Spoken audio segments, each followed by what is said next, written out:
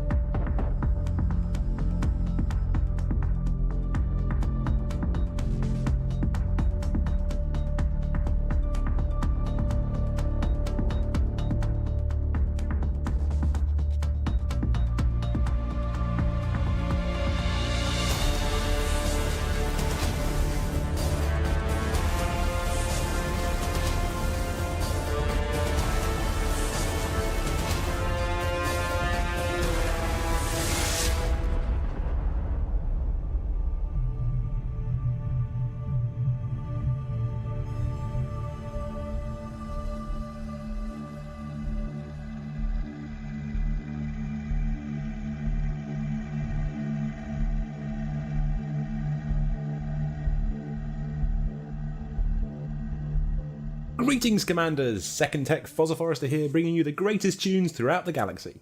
It doesn't matter if you're flying a space cow full of Imperial slaves or a hauler full of Listerian evil juice, we have the soundtrack to help you grind away those light years. Two Quiet Sons next with their track Side Reel, taken from their album Kelber Mission. Check them out on soundcloud.com/Two Quiet Sons.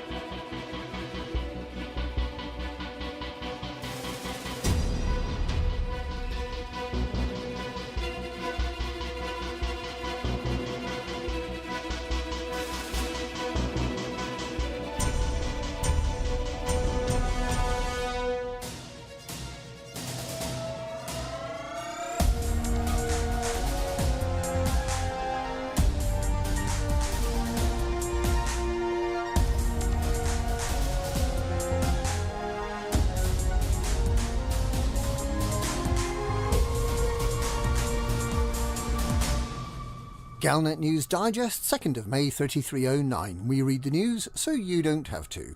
In this week's news, Aegis offers golden tickets to the heart of the maelstrom as it prepares to mass-produce its new pulse neutralizer.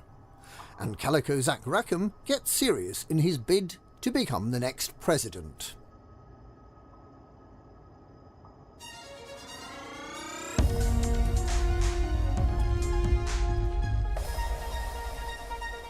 Aegis has announced an initiative to build manufacturing facilities for the new Thargoid Pulse Neutralizer, and the top 20 contributors will get a golden ticket to be the first to get to the heart of the maelstrom. The initiative comes in two parts: to deliver cobalt, ion distributors and power converters to Clement Orbital in the YZ SETI system, and to protect those making the deliveries. And the top 10 delivery drivers and the top 10 bounty hunters will all get a Thargoid Pulse Neutralizer gifted to them by Aegis, putting them in pole position for the race into the maelstrom on Tuesday or Wednesday next week.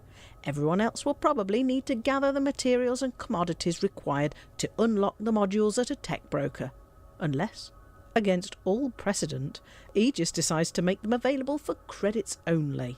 Professor Albertesro appears to have dropped a massive hint when she repeated loudly and in a clear voice that the key component of the neutralizer is unclassified relics, which are created by loading Guardian relics into the Thargoid device at the centre of Thargoid surface sites. Many commanders have previously sold unclassified relics to Ramtar and Professor Palin, and it has been those relics that have been used during the development and prototyping of the neutralizer.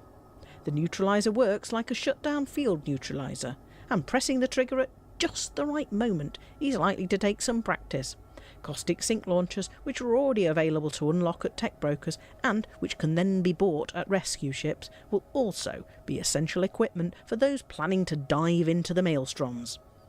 Unfortunately, those require a number of materials and a commodity that can only be harvested from the fringes of the maelstroms. Aegis says that the pulse neutralizers will, like the caustic sink launchers, be sold at rescue ships once they have been unlocked. The Federation's military liaison to Aegis, Admiral Daniel Parry, claimed that penetrating the maelstroms will be the most significant breakthrough in the war against the Thargoid invasion, with our future tactics likely dictated by what we discover there. For those not lucky enough to get a golden ticket to the heart of the maelstrom, there's a consolation prize. The top 25% of participants will get exclusive Aegis paint jobs for the Imperial Clipper, the Federal Gunship and the Alliance Crusader.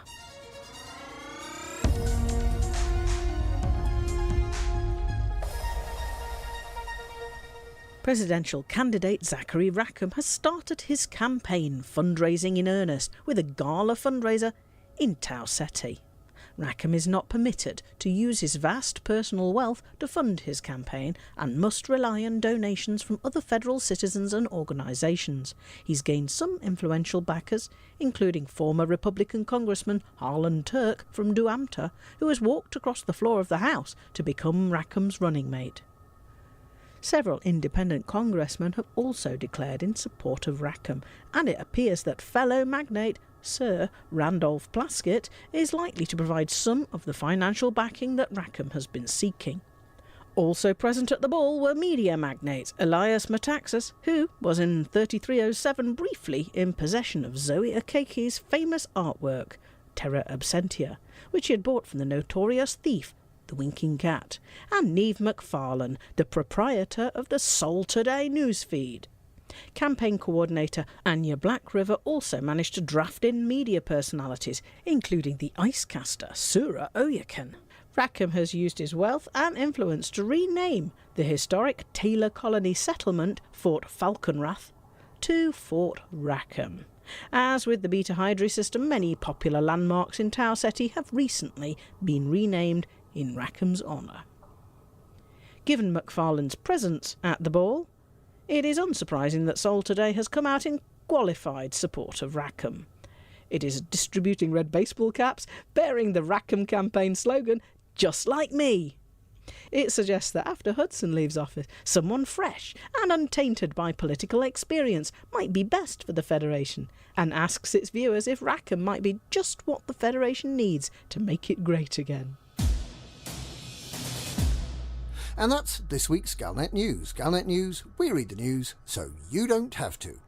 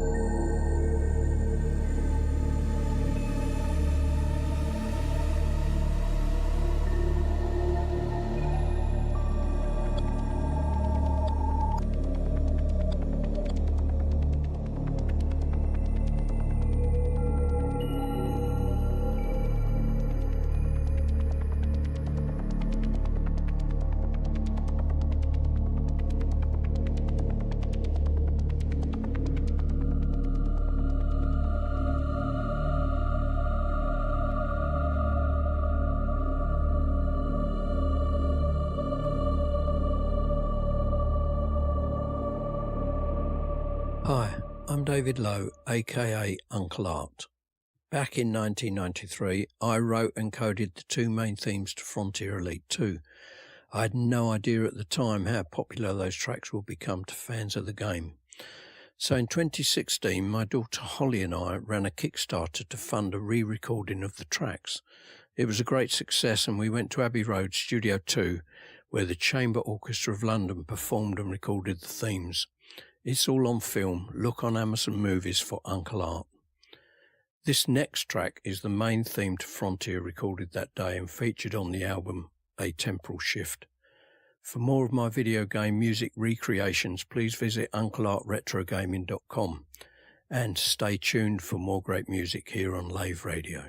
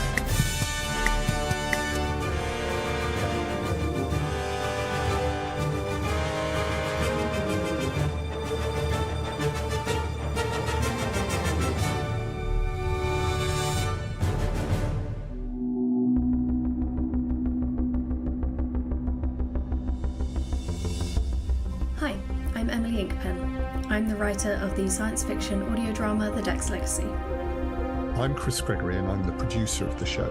We're fundraising to make season 2 of the show, and we'd love you to help to fund our recording and production process. We've had over 55,000 downloads and some amazing reviews, and we'd love to keep the story moving forward. The rebels are coming, Ren. Get ready. You mean to ask me if she's already dead? I don't know. When we started to record season 1, the UK was in lockdown, so we had to record asynchronously. But this time, we're keen to gather our cast in a studio to record live. Our cast are almost all professional actors, and we're keen to give them the chance to work in this way. It's about their development, as well as getting brilliant, immersive performances for our audience. Emily's scripts for season 2 are fantastic, and listeners are in for a real treat.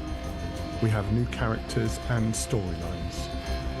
All we need is your help to make it happen. Thank you so much for helping us to fund season 2 of The Dex Legacy. Lost Israel. She's been taken captive. I don't have much time. The electrical currents disabled her chip. We cannot track her. We can end their lives at a push of a button, no matter where in the world they are, and they know it. A person should not have to live with that threat. Seconds count here, Varian. I know. But losing you as well would make this a very bad day. We have a serious problem. You think that if Isra escapes the rebels and chooses to run from us, we won't be able to find her? That is exactly what I'm thinking. Find her, Ren. I will. Previously on The Dex Legacy. Nathaniel Dex and his associates, Tristan Crail, Devek Jar, and Osus Rivastava, travelled to Zart, capital city of Xenos, to watch as their highly experimental warhead was launched by the Xenosi government. The hope was to end a 12-year-long conflict in a single blow. The result was the total annihilation of the country of Rhone.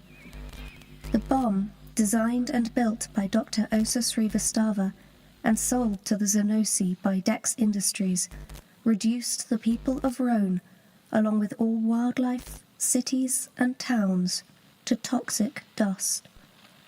The event would go down in history as the greatest human-made catastrophe the planet SP-714 had ever seen. At their father's command, Nathaniel's adopted children, Varian, Isra, and Ren, watched the event via satellite from their military camp in Dominar.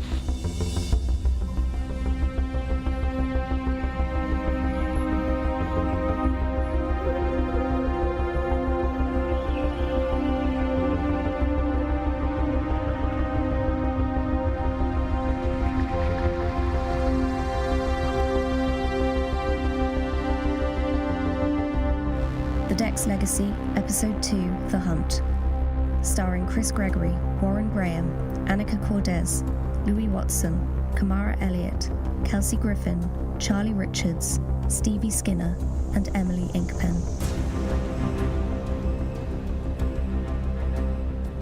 Auto. News update. News from Dex Island. The town of Omra'ak has just opened its first school to meet the International news. Auto. International news. This morning, Chancellor Ovon Lee's third wife, Neverly. Auto. Is there any news from Xenos? In Xenos, tensions are running high after the detonation of what they are now calling the Rhone missile. Universal public outcry is putting the Xenosi government under pressure to hold those responsible to account. The Xenosi Prime Minister is standing firm in his claims that Nathaniel Dex, president of the Dex Island Munitions Empire and inventor of the bomb, is responsible, having failed to make clear the destructive capabilities of the bomb. Auto. Has nothing more happened? Have they not managed to blame anyone for anything yet? No, they are still blaming you, Nathaniel Dex. Good morning, Nathaniel. Any news? No, Tristan. They're still pointing the finger at me. But their government is in trouble. Yes. My agents inform me that thanks to our bomb, the nationalist Xenosi administration is crumbling. For 12 years they've been resolute in their civil war. Well, now the war is over. Indeed. They succeeded in destroying their enemy, but too effectively to claim a legitimate victory. As a result, the marginalized party that has been in favor of peace for the last decade is gaining followers and rising in popularity. In a month's time, Xenos will be a very different country. This new party, I take it they also blame me? Yes, Nathaniel. They blame you and the current administration both. How convenient for them. I despise party politics, Tristan. It puts idiots in charge who are more worried about greasing palms than they are about driving progress. Fortunately, we will never have to endure it. The Xenossi commissioned the most destructive bomb we were capable of producing. That was the brief, and we delivered. If they failed to comprehend just how powerful a bomb our scientists could produce, well, that's on them. Agreed. It's having the desired effect at least. Yes. We've had more commissions for powerful warheads this week than at any other time in the history of the company. Have you taken orders for another Rhone-class missile yet? Yes. The first scared the world so much they all want one. I've received requests from Oskil, South and North Jakra, and Vosnor. Are you going to make the bombs? Oh, we'll make them. But we're not selling them to anyone. I'll make an official statement tomorrow that Dex Industries will never sell another Rhone-class missile. We'll claim the moral high ground. Very good. I spoke to Ren yesterday. Oh? He reminded me about his warning to us 6 months ago. You mean that day he came in here and told us to look at those articles in the seed data? Yes. Our ancestors sent the seed ships into the far reaches of the galaxy with a comprehensive record of books, articles, research, and video footage. What they came to be a record of everything. And he manages to find one episode in their history that comes close to what we achieved. Well, he was right about it. It was more destructive than we predicted. More people died than we thought, and the fallout is complicated. That was his assessment, yes. I think the essence of the call should be summarised with the words, "I told you so." Of course. He failed to take into consideration one key fact. And what's that? That I don't care.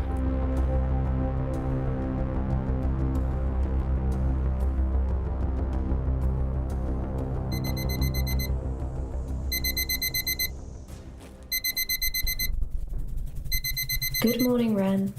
You are in the Dominos Mountains Dex military base camp, and it is time to wake up.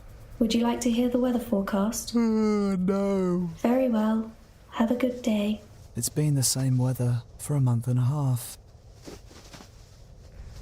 Isra? Get up, Ren. We need to be ready. The rebels are bringing the fight to us. I can feel it. I've been up all night. All I feel is hungry. You're always hungry. Come here, will you?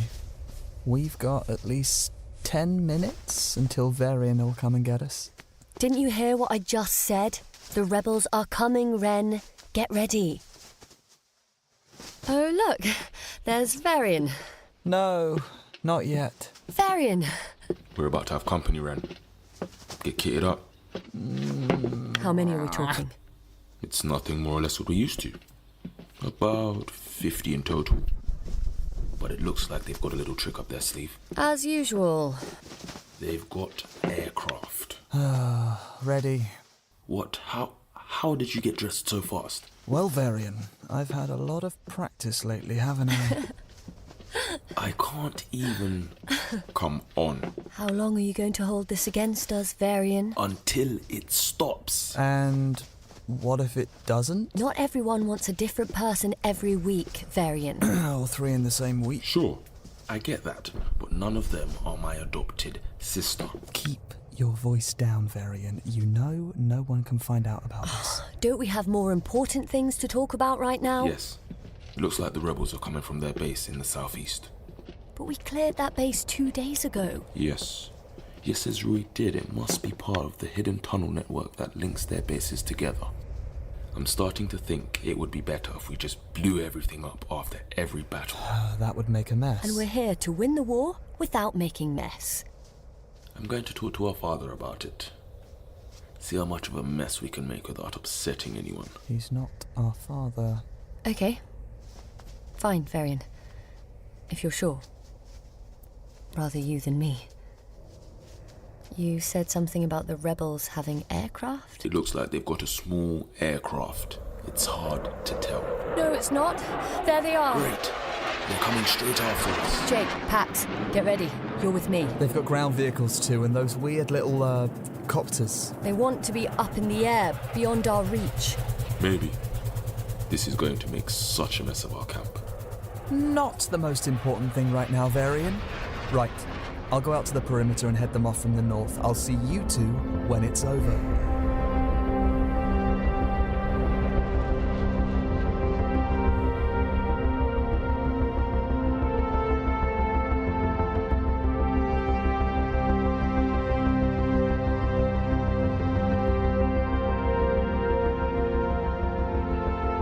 Our client in Dominar is anxious to end the ongoing conflict in the mountains. They're starting to face criticism from international interests. Tristan, how quickly can we bring an end to it? It's difficult to say, Nathaniel. Varian, Isra and Ren are doing their best, but tactically these rebels do have the advantage.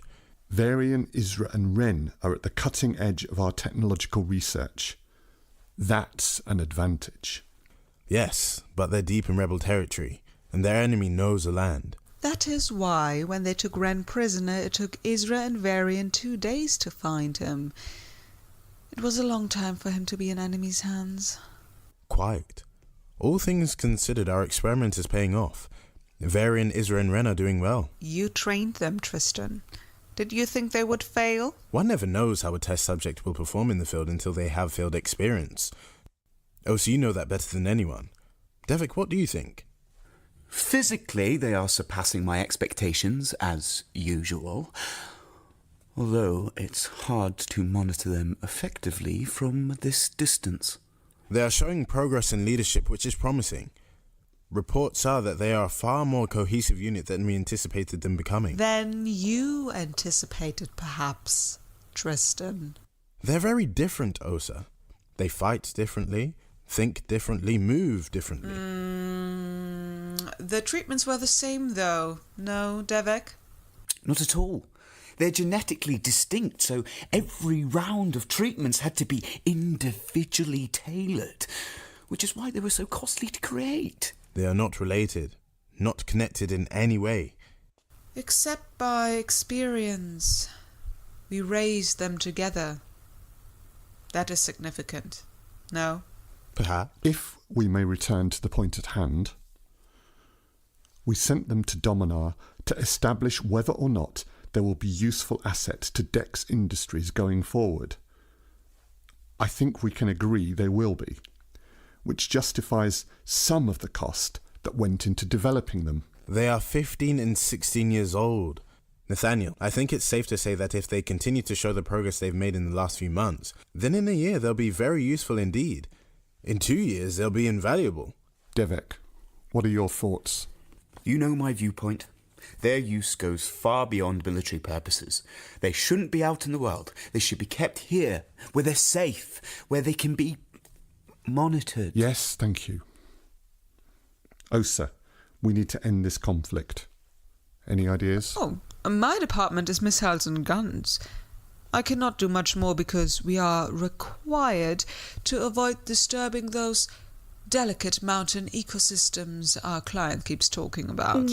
There was something you made last year, wasn't there? A very accurate remote missile. So, what of it? Would that upset the ecosystem? It is still a bomb, Devek. It is designed to destroy life. It will not please the ecosystem. Incoming call. Varian Dex. Varian. What's going on? We've lost Isra. She's been taken captive. I don't have much time. The rebels were airborne.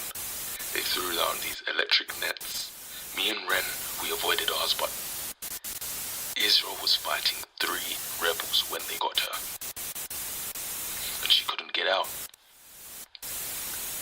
Anyways, the electrical current Sovereign's disabled her chip. We cannot track her. Don't you know where she's gone? No. They always retreat back to the mountain tunnels. There are thousands of them, and it's never the same ones twice. What are you doing about this? We brought down the aircraft, so they took her away in a ground transport. Ren's going to track her by foot and we'll follow his chip from the air, with plenty of backup. Good. Do what you need to do and keep me updated. Call terminated. Devek, is there any chance Isra's chip was triggered by this electrical net before it was disabled? You mean to ask me if she's already dead? I don't know. No chance, Nathaniel. I designed them better than that. So the thing can be disabled, but not activated? Yes, of course. I've always hoped you would ask me to disable them. You know how I feel about those chips. Of all the things to find problematic, Oza. Devek, we can end their lives at a push of a button, no matter where in the world they are, and they know it. A person should not have to live with that threat. We may have a serious problem. You think that if Isra escapes the rebels and chooses to run from us, we won't be able to find her? Yes, Tristan. That is exactly what I'm thinking. Part of me wants to see her do that. It would serve us all right. How big a part of you? A very small part. Osa, Tristan, Devek, I want you all in a transport to Dominar immediately. Tristan, if she disappears, you know what to do. Osa, Devek, as soon as she is found, get another chip in her. We cannot afford to waste time on this. If she runs, we'll have a serious international weapons breach on our hands, and the weapon can think for itself. Contain it.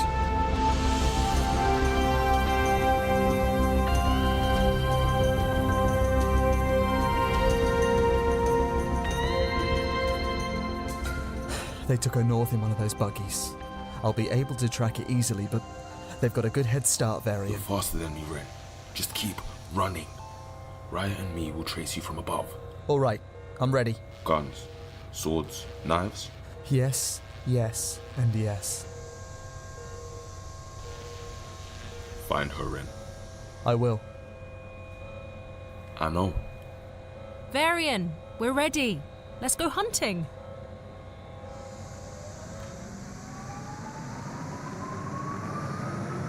Preparing for vertical takeoff. Initiating generators.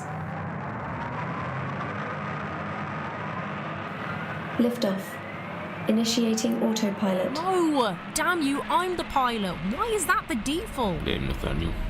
Why? Because he's usually to blame. Locating Ren Dex. Signal found. What? He's all the way over there already? Boy can shift. He won't be hanging around. We've lost count of how many Dominosi rebels Isra's killed. But it's a lot. They won't be nice to her. Do you think they'll kill her? I don't know. But we rescued Ren from one of their torture chambers about 6 weeks ago. So whatever they'll do it fast.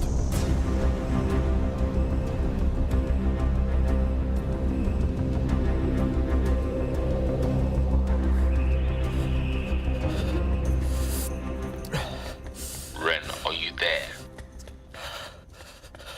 Yes. When you find out where she is, do not engage. Do not go in there on your own. Do you understand me, Ren? Seconds count here, Varian. I know, but losing you as well would make this a very bad day. Have you thought about what they might be doing to her? I'm trying not to. Don't be stupid here, Ren. Wait. Ren.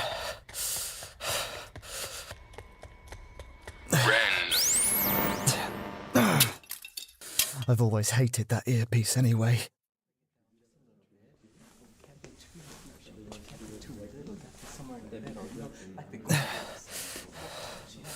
All right. Let's keep it quiet.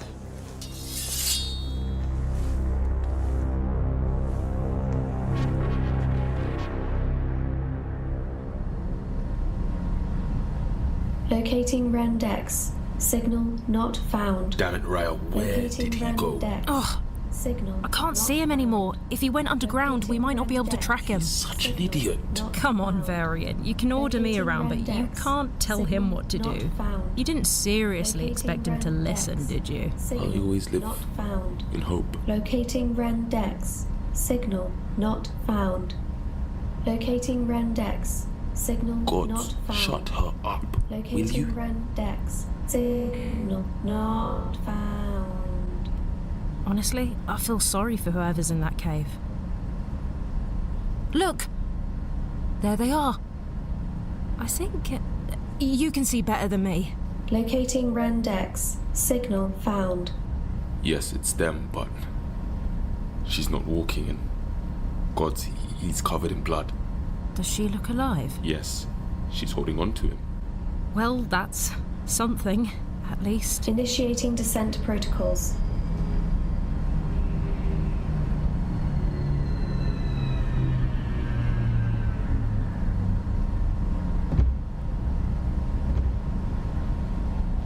Lowering rear hatch.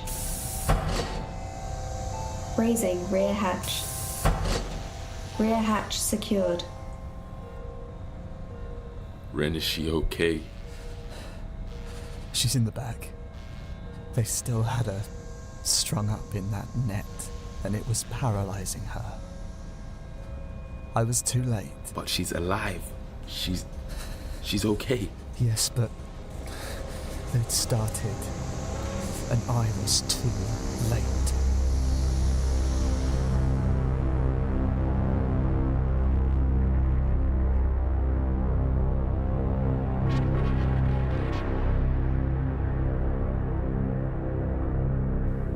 Outgoing call, Nathaniel Dex. Tristan, report. Isra has been recovered. Devik and Osa have fitted and activated her new chip. Devik is with her now. What's her condition? Docile enough. Docile? She is traumatized. No? Devik, how is she? Alive. Crisis averted. Who is with her now? Ren. He has not left her this whole time. He was the one who rescued her, no? Yes. He killed 15 rebels in that cave with one sword. Be careful, Tristan. You almost sound proud. I almost am. Is she in full working order? It's difficult to say, Nathaniel. Devik, I need a clear answer. She has sustained hurt, but nothing that her physical enhancements cannot cope with. She may need time to recover. Why? Ren was captive almost 2 days and back in the fight almost immediately. She was barely gone an hour. Some forms of torture don't take very long, Nathaniel. I think what Osa is trying to say is... I know exactly what Osa is trying to say, Devik, and I don't care. If Isra is physically fit, I want her back in the fight. We don't have time for any nonsense here. Our clients want these rebels dealt with. Is she in full working order, Devik? Yes. Good. Send her straight back out. Let her reap her revenge. There's nothing less than she deserves. Call, Nathaniel Dex. Terminated. The girl should have run and we should have let her. No! Osa, we cannot let that happen, for her own sake. Devik's right. She's a 15-year-old girl. Where would she run to? We've made her into something the rest of the world fears, and people are not kind to things they fear. Yes, we made her. And today she took punishment for what our orders made her do. It's easy to blame death and destruction on the one holding the gun, especially if the one holding the gun is good at causing death and destruction. While I'm here, I'll have a closer look at Ren. He insisted he was fine after his ordeal, but I think he's not told us everything about what was done to him.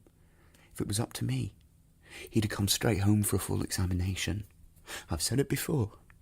If I had my way, none of them would leave the lab. They would be kept where they are safe, where they can be looked after. It's too late for that now, Devik. For better or worse. They're in the world and they must face whatever it throws at them. All things considered, it could have been worse. Oh yes, a lot worse. Nathaniel is right about one thing. She deserves her revenge. Perhaps her rage will put us back on schedule and help us defeat those rebels sooner. It always comes down to costs and deadlines. Yes, business as usual. Business as usual. Business as usual.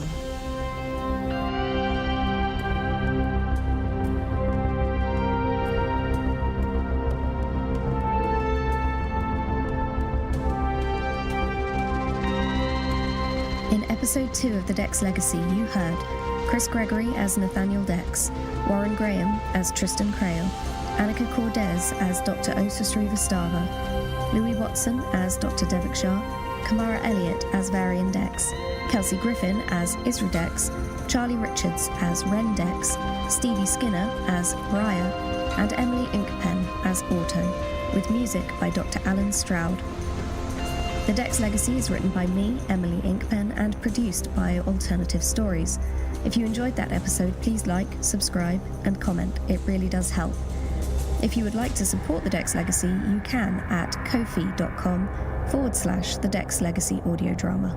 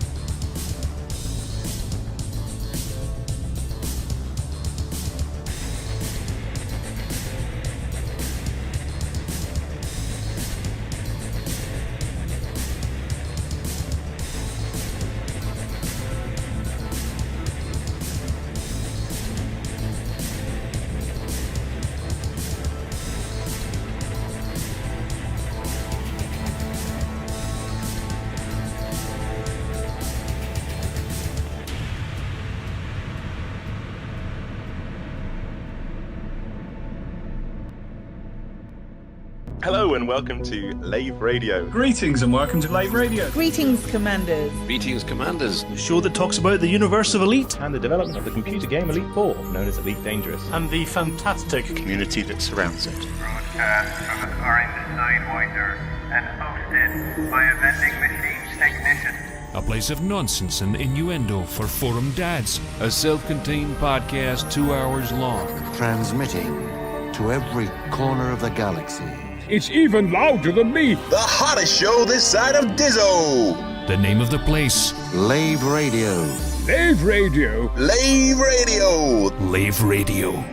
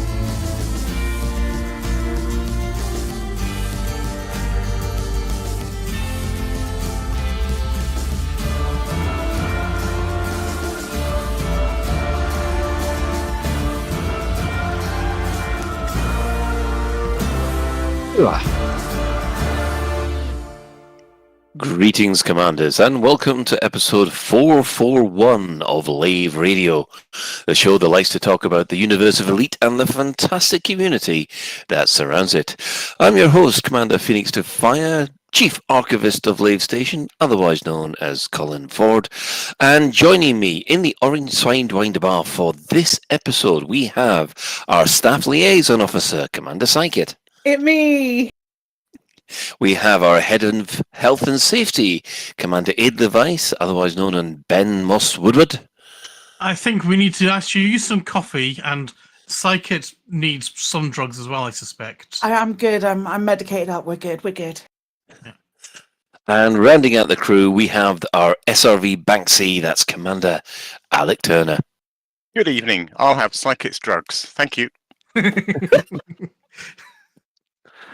Okay, we're off to a high start. Right, if you wish, you can join us live. We have the Chris Mark IV and Ben probably doing stuff around Lave.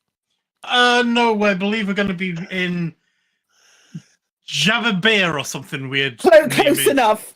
Close enough. Near enough, mate. I appreciate Jabir. Dabir! I like that. Dabir. I'm going to go with that. What? I thought you said Jabba Beer or something. Yeah, I don't know how you pronounce it, but I'm going to go with Jabir. Okay. Yeah. He's from the planet Gibberobia. He's over there. So, if you can't get to us in game, you can also join our Twitch chat, which you can access through laveradio.com/live. Click on the live chat and go to twitch.tv/laveradio. Feel free to join our interact however you wish. So, now that we don't have any special guests on, I guess we can catch up with what the crews have been doing. So, Commander Psychit, you've been quite busy. I have. I've been doing a lot of. I've been playing a lot of Elite Dangerous. Funnily enough. I wonder why. Well, I say I've been playing a lot of Elite Dangerous. Let me tell you a story. I've got a story for every single topic this week. You guys are gonna hate me. I've been playing an awful lot of Elite Dangerous, doing a lot of Elite Dangerous related things. It's been a lot of fun. I fucking love this video game at the moment. It's been wholeheartedly very, very enjoyable. And on Friday evening, after I'd celebrated the end of a good week, gone out in the glorious weather that was that we've been having recently, that's due to maybe turn a little bit towards the end of the week, had a couple of beers, sat in my garden, and it was lovely. Came back and said to my sister, would you like to go and see the Heart of the Maelstrom, because she doesn't have like the bits and pieces that she needs, and that's perfectly fine. I've got multiple seats in my Corvette, not a problem. I was like, okay, yeah, I'll take you, not a problem at all. But I wasn't in my Corvette, I was in Dr. Bev at the time, which is my cutter, and I went back to my fleet carrier, went to switch the two out, and those buttons are far too close to each other, gang. I'm not gonna lie. The button to switch and the button to sell your ship are far too close. No. Please tell me you were able to send support. Absolutely, I was. Absolutely was. I sent them an email which included the phrase, I've had a little cry and now I'm emailing support. But I sold my cutter, I sold my Corvette that had my only Thargoid Pulse Neutralizer on it. And what I'm saying is 6 legacy, and I say legacy in very, very inverted commas, but legacy caustic sinks. So with 7 ammo in them, as opposed to the fact that you can't do it now. So I had a meltdown over the weekend. And emailed support, and they were lovely, and they got me my ship back, and everything was fine and beautiful. But by that point, I didn't have enough time to do the buckyball that I was planning on working on all weekend, so I didn't get to enter the buckyball. But that's my reason why, Alec, because I'm a dickhead, and I did that. It's a very good reason. Does it not prompt you when you sell a ship? Does it not say, do you really want to sell this ship? Yeah, it does. It gives you like it's a click and then a click through. But also when you switch to the ship, it's a click and a click through in the same place on each side. And because I don't have a shipyard with ships in on my fleet carrier, I couldn't go to buy a ship and then just like buy back sold items. So there was no way of me being able to do it. What a nightmare. Wow. So I had a little cry. I had a little cry and got over it, and then watched one of the most hilarious Eurovisions that I've seen. It was so much fun. We had a bit of a Eurovision watch together party with my sister and my husband over Discord, and that was very, very heckin' fun. Norway was robbed, but so were Finland. But yeah, other than that, I've not really done much else other than play Elite and cry. Oh, it's been an emotional week. Okay. It's emotional. Ben, what have you been up to? So I've been away for a few weeks, so I'll cut to that first part very quickly. My sister-in-law had a baby. I've been so that's where I've been playing Daddy Ben the past few weeks. So that's why I haven't been here. Then I went to see Guardians of the Galaxy 3, and I freaking loved it. I've been very busy doing non-gamey things and more non-gamey things and work and personal shit that's none of your business, so piss off. Very aggressive, Ben. Very unnecessarily aggressive. Yeah. Oh, it is nobody else's business. So Okay. there. Yeah, well, we didn't actually try and. Ben's really angry. I did do something. I went to Castleton in the Peak District with my kids. That was a lot of fun. I mean, there's nobody else's business either, but that was lots of fun. And if you ever get a chance, go to Castleton, and there's a mine. There's a mine there that you take a boat in, and that's freaking awesome. So yeah, highly recommend if you want to go on a bike trip on a boat trip down a mine, go to Castleton. It's funny that because there's a sketch in the League of Gentlemen which is like that, where you've got a guide going down one of these crystal mines, going, and just remember, although it's not as good as the one with the boat, we at least do have 100% safety record. Yeah. Yeah. Is that the guy that's like going, in 1998, nobody died. In 1999, nobody died. In 1990, one person died. Yeah. And you couldn't move down. You couldn't move round the crystal caves in 1974 because it was full of Cybermen because they were shooting Doctor Who. Anyway, Commander Alec Turner. Hi, yes. Out of game, I have been marking buckyball race submissions. That's all I can remember of the last week out of game. 77 submissions, which means about 850 screenshots. So not quite as many as poor old Sulu from the race before, but enough. And in game, I've been buckyball racing mostly until Sunday night when it was all over. It's really funny. I was trying to do both buckyball racing and explore update 15. And eventually I had to admit to myself that there was too much distance and I was spending most of my gaming time flying between the two. And I thought, just pick one, Alec. So I picked buckyball racing because it wasn't around for very long, whereas Maelstroms will be here for a very long time. So I have no exclusives because everyone else has been to the Maelstrom. I know that's not true. It feels like it. But I have finally been there and it is freaking awesome. Yeah, well, I haven't been there yet. And I have much to say on the subject, but I think that's for later. Yeah, well, let's see. Personally, I think everybody knows why I've been off the last month, so less said about that, the better. In addition, we've also got, in the grand old Lave Radio tradition, a bathroom update. I'm having a bathroom basically ripped out and put in. At the moment, I am work homeless. Basically, we don't have an office anymore. We're all fully remote. We're supposed to have an office, but the lawyers screwed it up. So apparently we've all got to work from home until basically they sort out the office. So, yay. Yeah, in-game, I have been both loving and hating trying to get the caustic sinks. I've been basically just going up to the caustic generators and saying, excuse me, I'll just take a little sample from you. And being very scared while doing it because I'm not very good at it. And I've only got 2 out of the 5, and I'm scared to go for number 3 at the moment. But I love it when it works, but I'm scared that I'll lose all of them in one go. Oh, because of course you're like me, you haven't got the fleet carrier, so you've got getting the last one is like, oh god, don't die now. Yeah, squeaky bum time. Have you got all the other mats? Have you left these? Oh yeah, good. I've lost about 5 clippers doing it, but I've lost. But I've got all the other mats that I need. But yes, it's going to be interesting over the next couple of days. And of course, I did one of the streams using the new VR headset, and I must admit, looking back and reviewing the stream, God, I look a prat. Honestly, you think it's great when you got the headset on, but when you watch back and you think, oh my god.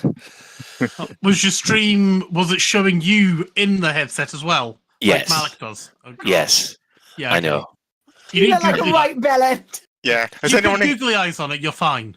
Has anyone else here ever filmed themselves playing Beat Saber?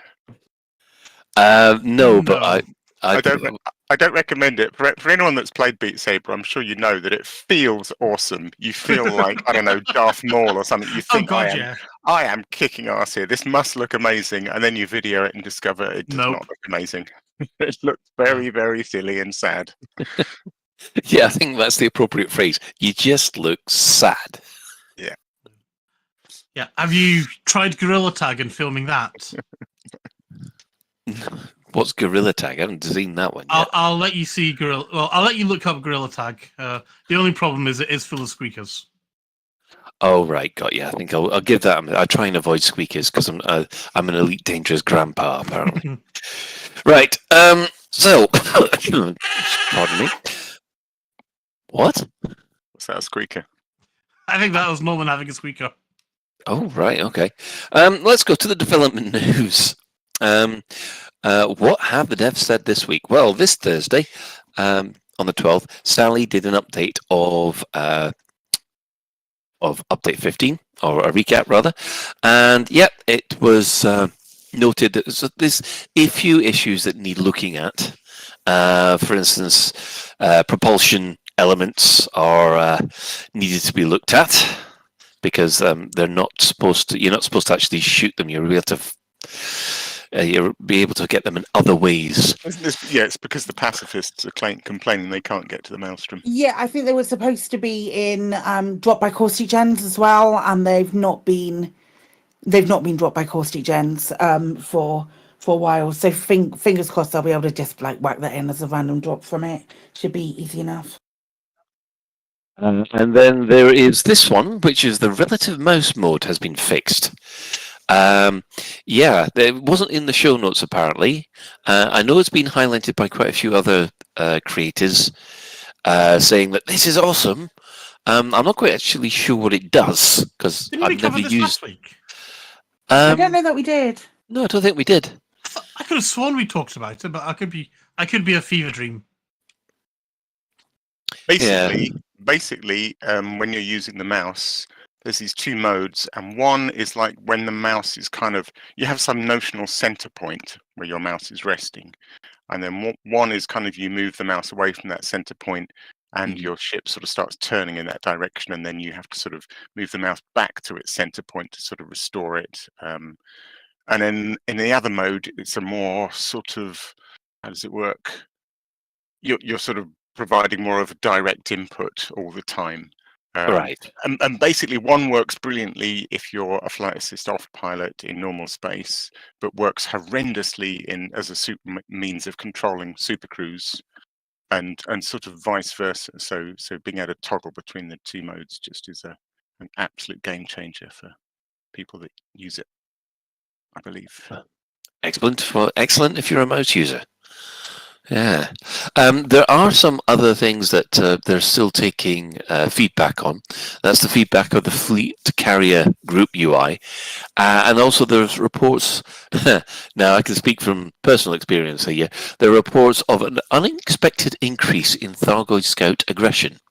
I wouldn't say Thargoid Scout aggression, I'd say Thargoid Scout damage.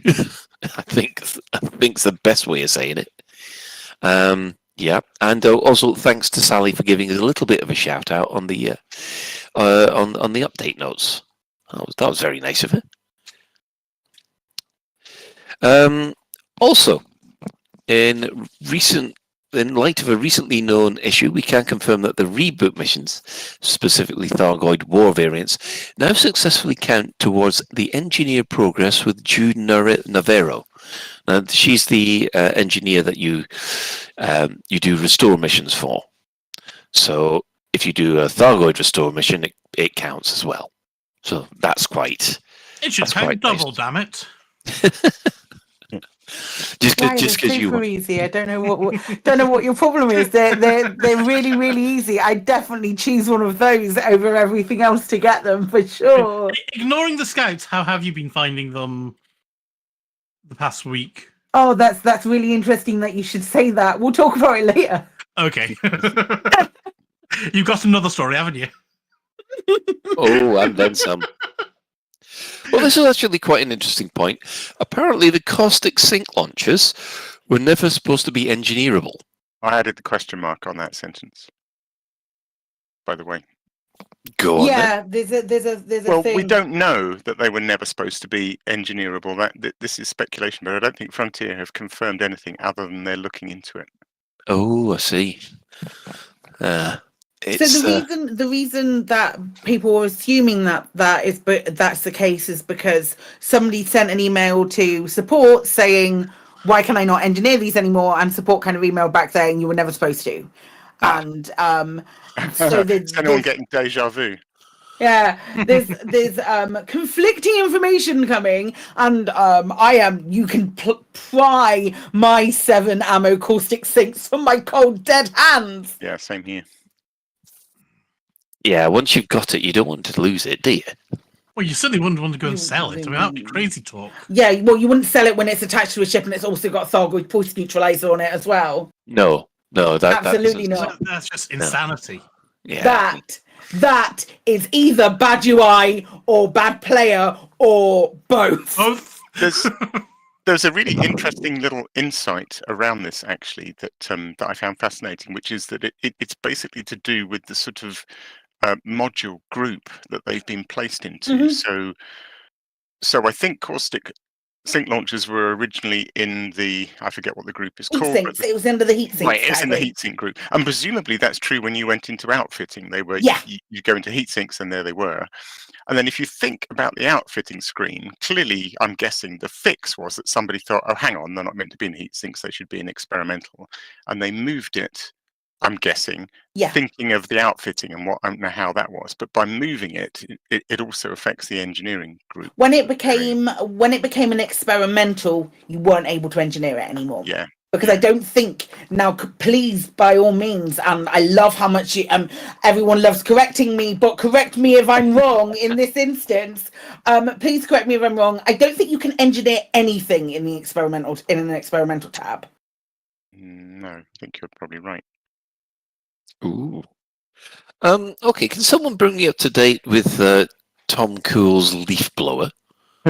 I haven't had a go. I don't know if Psychic has, but basically somebody noticed that the handheld scanner that you use to scan people, the identity scanner, what's it called? I can't remember. Yes, the ID profile cloner identity scanner thing. If you point it at, I don't know what the item was in the video I saw. It's a broken piece of Revenant. Brilliant. Okay, if you point it at a broken piece of Revenant and pull the trigger, it blows it around. It moves things a bit like a leaf blower. My favourite thing of this story is because I saw it on Twitter, the clip of this guy blowing this bit of Revenant around like a leaf, and then Darren chipped in with a comment saying, "Sounds like the sort of thing Tom Cool would do." And then Tom Cool chipped in with some sort of dismissive, "It's possible, I can't remember." I mean, not intentionally, but kind of, I guess. Right. To which Arthur replied, "You will!" with a kind of like rage emoji, from Star Trek. Oh, it's the William Shatner can emoji, isn't it? Yeah. So, it sounds a lot of fun. I don't know if it's going to get fixed or not. I don't think it should be fixed. I think that would be great for a new game. Oh, right. Yeah, some sort of first to get 3 bits of thing in the goal. Yeah. I think that would be great. We've got Guardian Ball. Let's have sort of I love it. Wraith Frisbee or They something. spin forever. If you shoot them at the right part and they go down the bit that is being moved around. If you hit it at the right part and it lands, it spins forever. It's incredible how these things just like have this physics that is a mind of their own. I love it so much. Does it have to be a bit of Revenant? I don't know. Okay. Yes, Commander Ventura suggested, why don't you go and try blowing the NPCs? I just thought, no. You might want to rephrase that. I was going to say, only if you buy them dinner first. Anyway, no doubt this will probably be touched on in Frameshift Live number 30. Which is this Thursday at 4:00. Dev guests include designer Curtis, senior audio designer Robin will be diving into their different disciplines, working together to create the latest content for Elite in Update 15. In addition, the seasonal Twitch drops return. Meadow Prairie Paint for Crate Mark II and Python. Right. I've seen these. Do we discuss them later, or do you want to No, discuss we can discuss them now? now if you want. These are the pink ones with the yellow grass things, aren't they? Yeah, it just looks like something my dog would throw up. I don't. I'm not super keen. I've seen people really like them, and you'd think that I would be keen because it's got pink on it, but even that's a bit much for me. Yeah. I mean, don't get me wrong. I quite like the effort that they're putting in. It's just not my taste. That's all. It just doesn't. You don't have to pay for them, Colin. It's fine. I know. I think we're allowed not to like them. Yeah. You wait till you get to the store alert. Anyway, they've also made a request for more log captures with regard to personal multi-crew disconnect issues that have been happening when you enter supercruise or jumping between systems. This has been going on for quite a while, but they have found, someone suggested to Sally a workaround for this at the moment, and it's all to do with making sure your route is all connected up properly and things like that. But we've got a link in the show notes to the forum post. And apparently new players in the live build are not currently starting in the noob zone.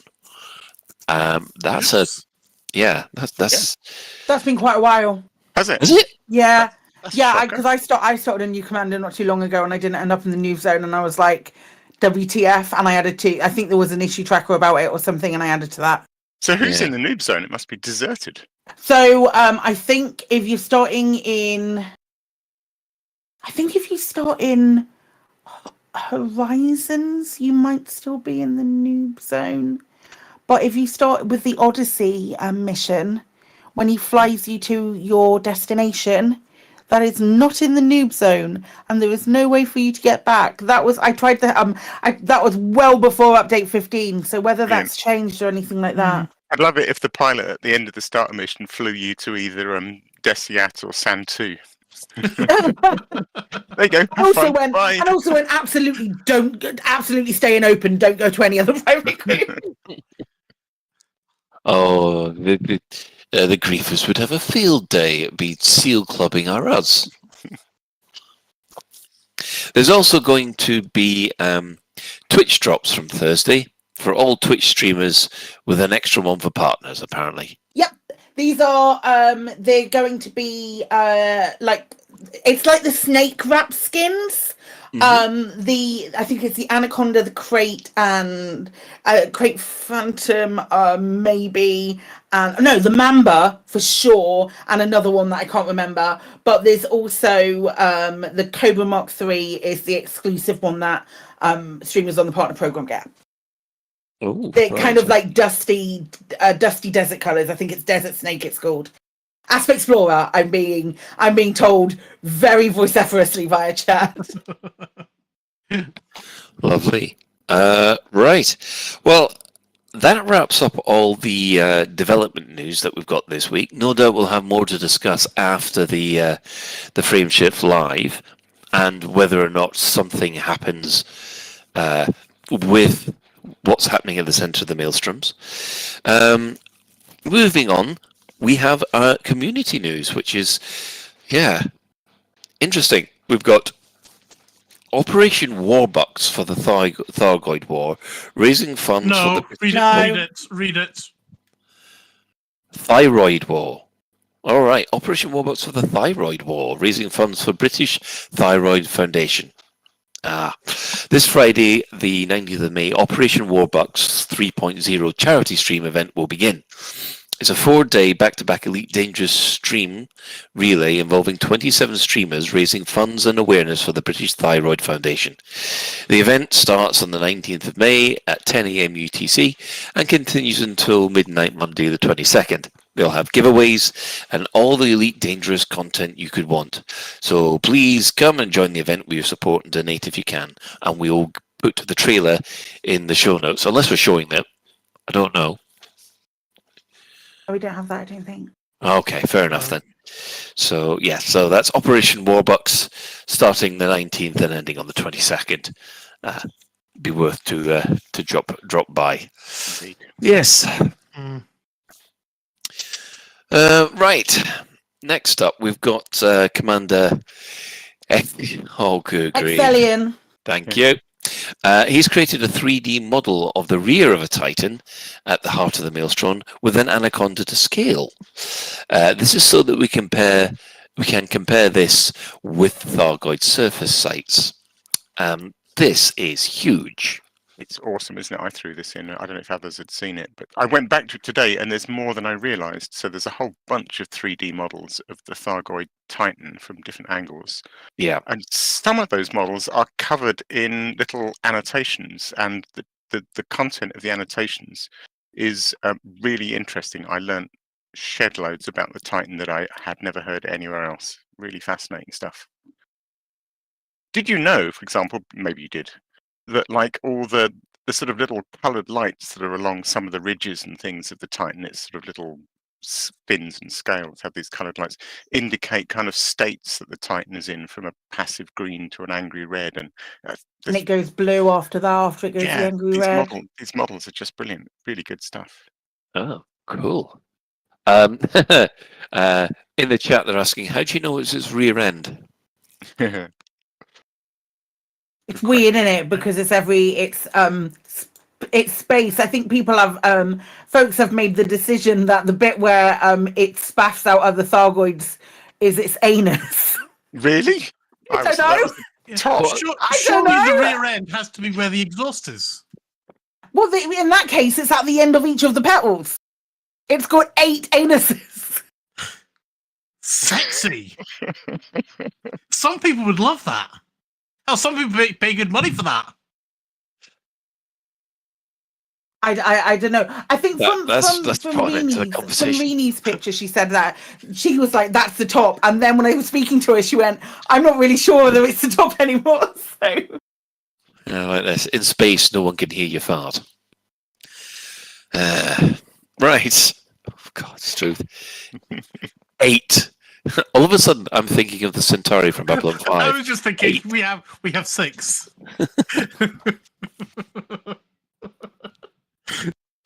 Right. Okay. Do you want to touch on this one then, Ben, or whoever put this one in, the story time?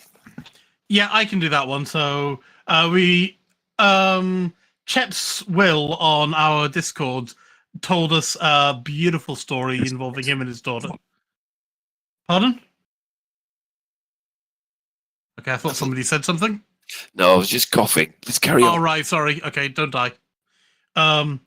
So Chaps is saying, my daughter and I just tried a repower mission in Thargoid space. It was eventful. I died, and I had to respawn, but my daughter survived.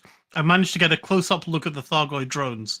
I came back, and she had to run back to my ship to escape. She was a little scared by that point, but we did make it out okay. We then ran out of fuel and had to call the fuel rats. And they called NL Paradox and Chasukaru, so they get a shout out, and the fuel rats, as ever, very quickly came to their aid, and they made it back to Bear City safely, only just. His daughter has drawn some lovely pics of the 10-legged flying spiders. Hopefully, she thinks these will help other commanders who come up against these scary enemies. She also notices that they can't see through glass. Maybe that'll help with the science. They also find out that one missile from the Scorpion is enough to kill them, and they also have green laser rifles. But his daughter was able to dodge them by jumping. Hopefully, this will help everybody.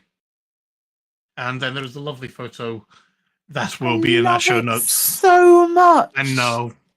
It's so lovely, and it's kind of like having.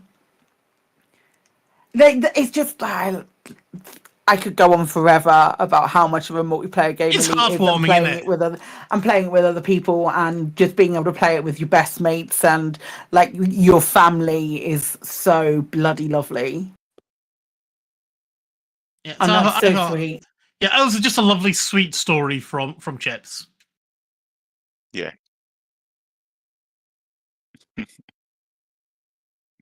Yes, just at the moment we were all discussing 8 rear ends, Darren decides to pop into the chat. And asks, used to talking about rear ends.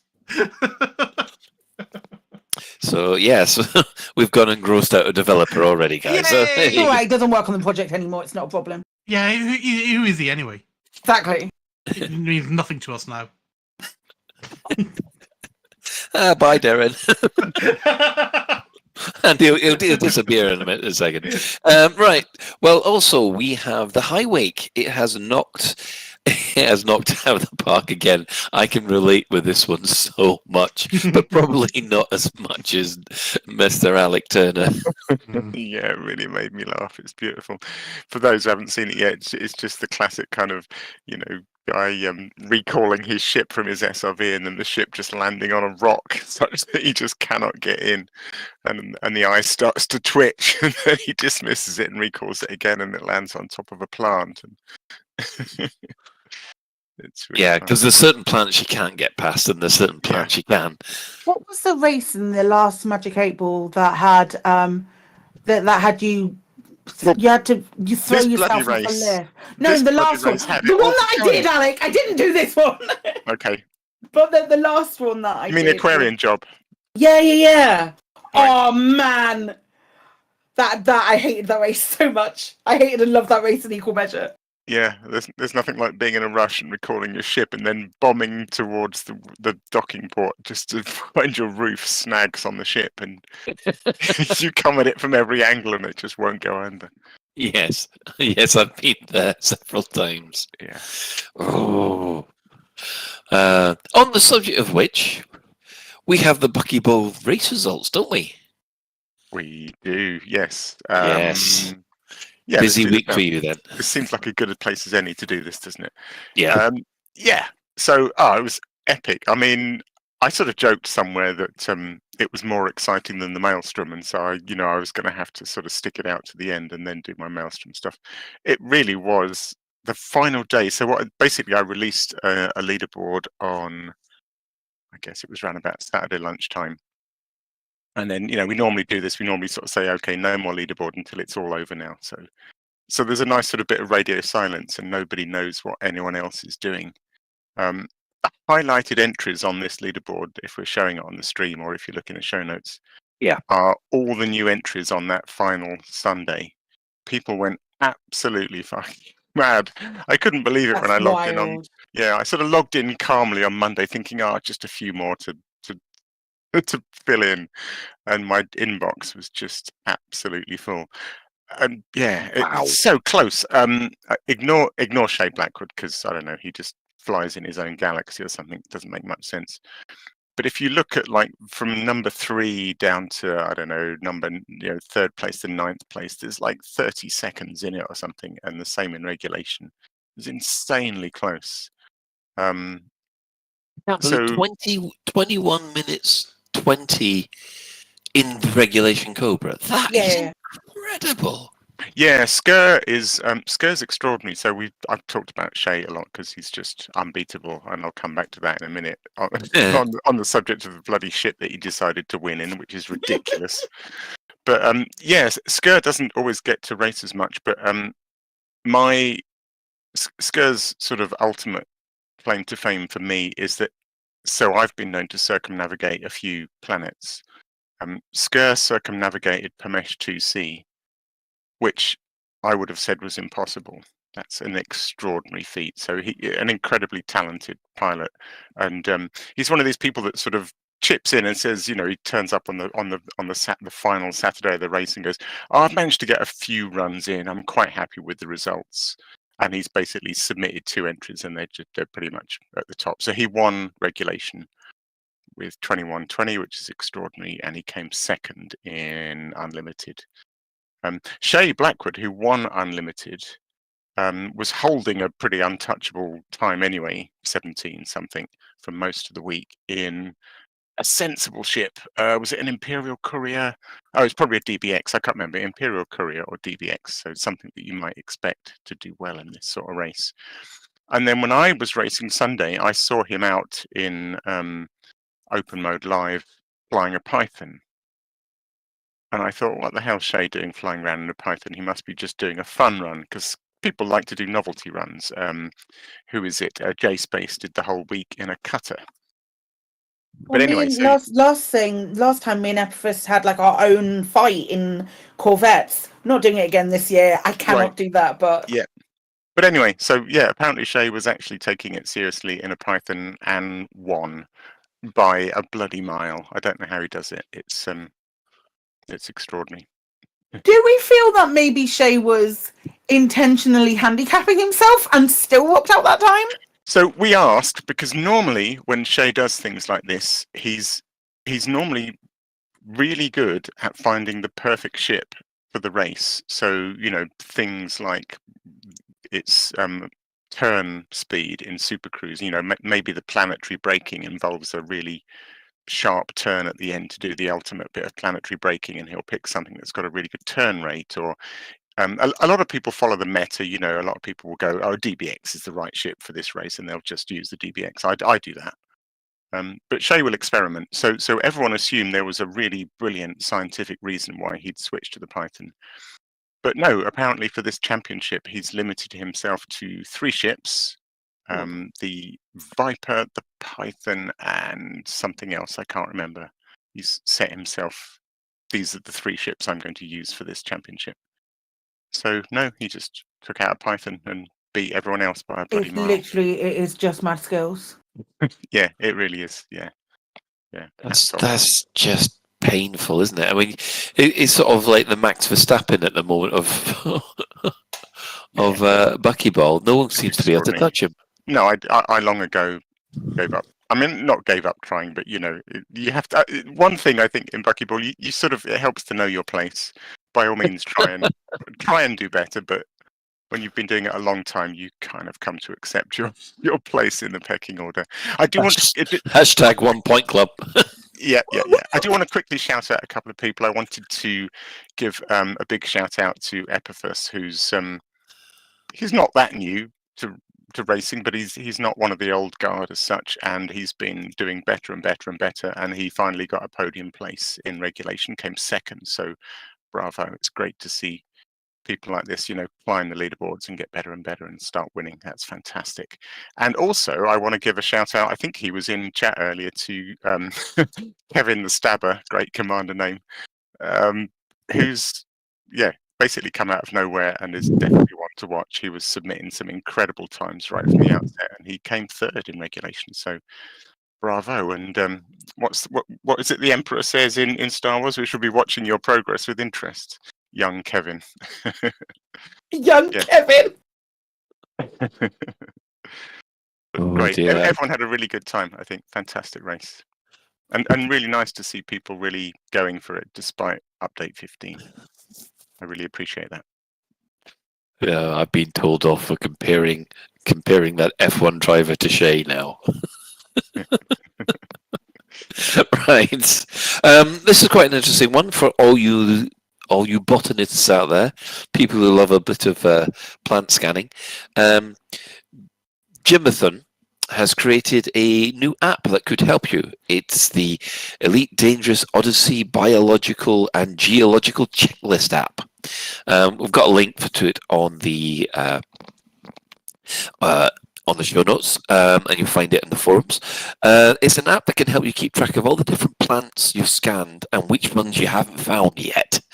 I know I'll be giving that one a try on the next Colin de Colonia stream because I've got tons of plants to scan, and I kind of one of the things I miss is not knowing what I need to get. I think I've been spoilt by the Odyssey Material Helper because it just tells me what I need to get, and yeah, that's fantastic. But in this case, I've got no idea what other plants are out there. I'd just like to cross off all 300. Yeah. It is 300, isn't it? No idea. No idea. Don't explore. Don't care. Need an I Spy book. Well, you got one now with this app, haven't you? Yay. Obsidian Ant has put out a video within the last 5 hours. He's put forward a thought experiment of highlighting the potential gameplay loops that Elite could have if it had sheep interiors, I suppose. Ship interiors. Including stuff like EVAs. It's Ben's personal dream of GTA in space. I haven't had a chance to catch up with Obsidian Ant lately. I take it you've seen this one, Ben? Yeah, I watched this one the other day. Actually, no, I watched this one earlier today while I was trying to swallow some food. And, we all know we're not going to get what I am dreaming for in Elite. I accept that. But it doesn't mean to say I can't go, damn, I wish we could have it and what gameplay it would give us. I've always wanted the ability, for example, to shoot out Chris's engines, board his ship, shoot him in the face, fix his engines and steal it, and then sail off into the sunset. Just like you could essentially do in Elite in GTA. And I think that would be so much awesome gameplay. I know there would be. Well, in GTA, you just grab a bloke, chuck him out of his car, and then get into it. Well, I could grab Chris, but I'd rather shoot him first. Okay, so in GTA, you grab a bloke, shoot him out, and then get into it. There's not a big transition of you walking through your ship or doing all of that. So it's not a GTA dream, is it? Sorry to be Little Miss Negativity. Yeah, well, it would be better gameplay because I'd actually be running around his ship with my fucking big gun shooting Chris in the face. I like this idea. But at what other point would you use that ship interior when not to shoot somebody in the face? Well, I'd use it to have parties in. Also, can we talk about Update 15 and not potential ship interiors that's never going to happen? Wait, you asked me the question. Well, I mean, I'd asked you I know, I said it's not the same. It's not the same as GTA. What you're saying is a big, convoluted, huge thing that has to happen and not the same as GTA when you just rip someone out of a car and then drive it without having to do any repairs or any big convoluted thing. You're not driving a car, and you're like even an Eagle isn't a fucking car. No, it's bigger than a car. It's about the size of a 747, isn't it? Exactly. It's funny that because I made there's actually a thread so very similar to this on in the forums at the moment. I made the point on that saying, right, I could just imagine the people wanting ship interiors would complain about their ship blowing up before they could get to the bridge because they've got to get 155 meters into the ship in order to basically take off. I don't think Usain Bolt would be able to make it in time. I mean, it would help if we weren't all a bunch of asthmatic fucks. And speaking as an asthmatic, I'm allowed to say that. Well, you might personally be one, but your NPC isn't. I don't know. I mean, I've seen how long it takes him. He gets like quarter of the way down the ship and he's like, oh God, I need to take a break now. Well, yeah, let's see how well you can run in a spacesuit then. Right, we have a picture book from Beetlejude with accompanying music from Tokuso.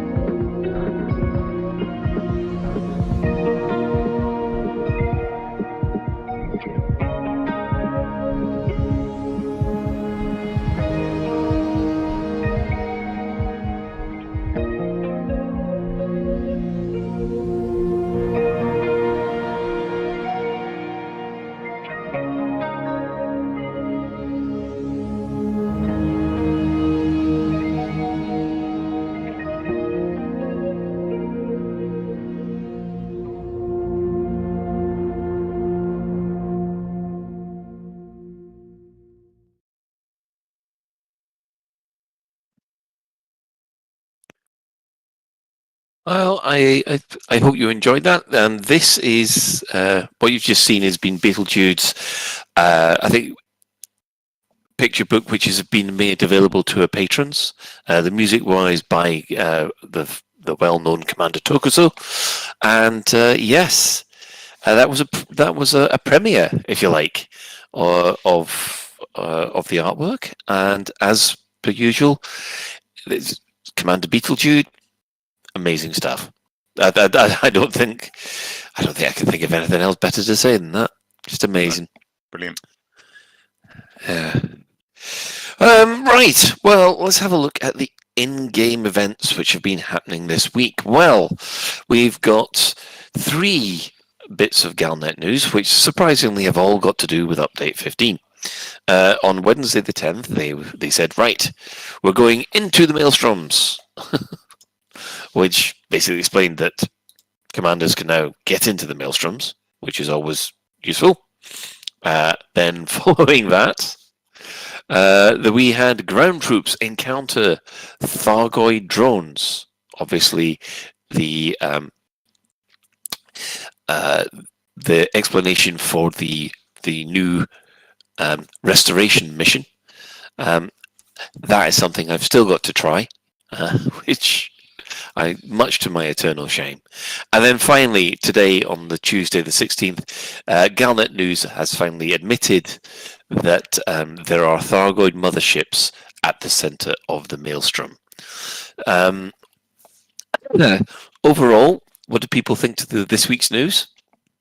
This last one I thought was quite interesting because it seems to me it's potentially dispelling a couple of what was the phrase that Arthur used to me last week? A couple of assumptions that we're making that he can neither confirm nor deny. You know, the idea that they are hive ships. You know, it sort of addresses that, and the idea that it's a I guess mothership. You know, yeah, we're all constantly referring to them as motherships and hive ships, and I feel like possibly this is Frontier saying, you might want to just temper that language before it gets set in stone. Ooh, I mean that kind of says that there's something else about this ship.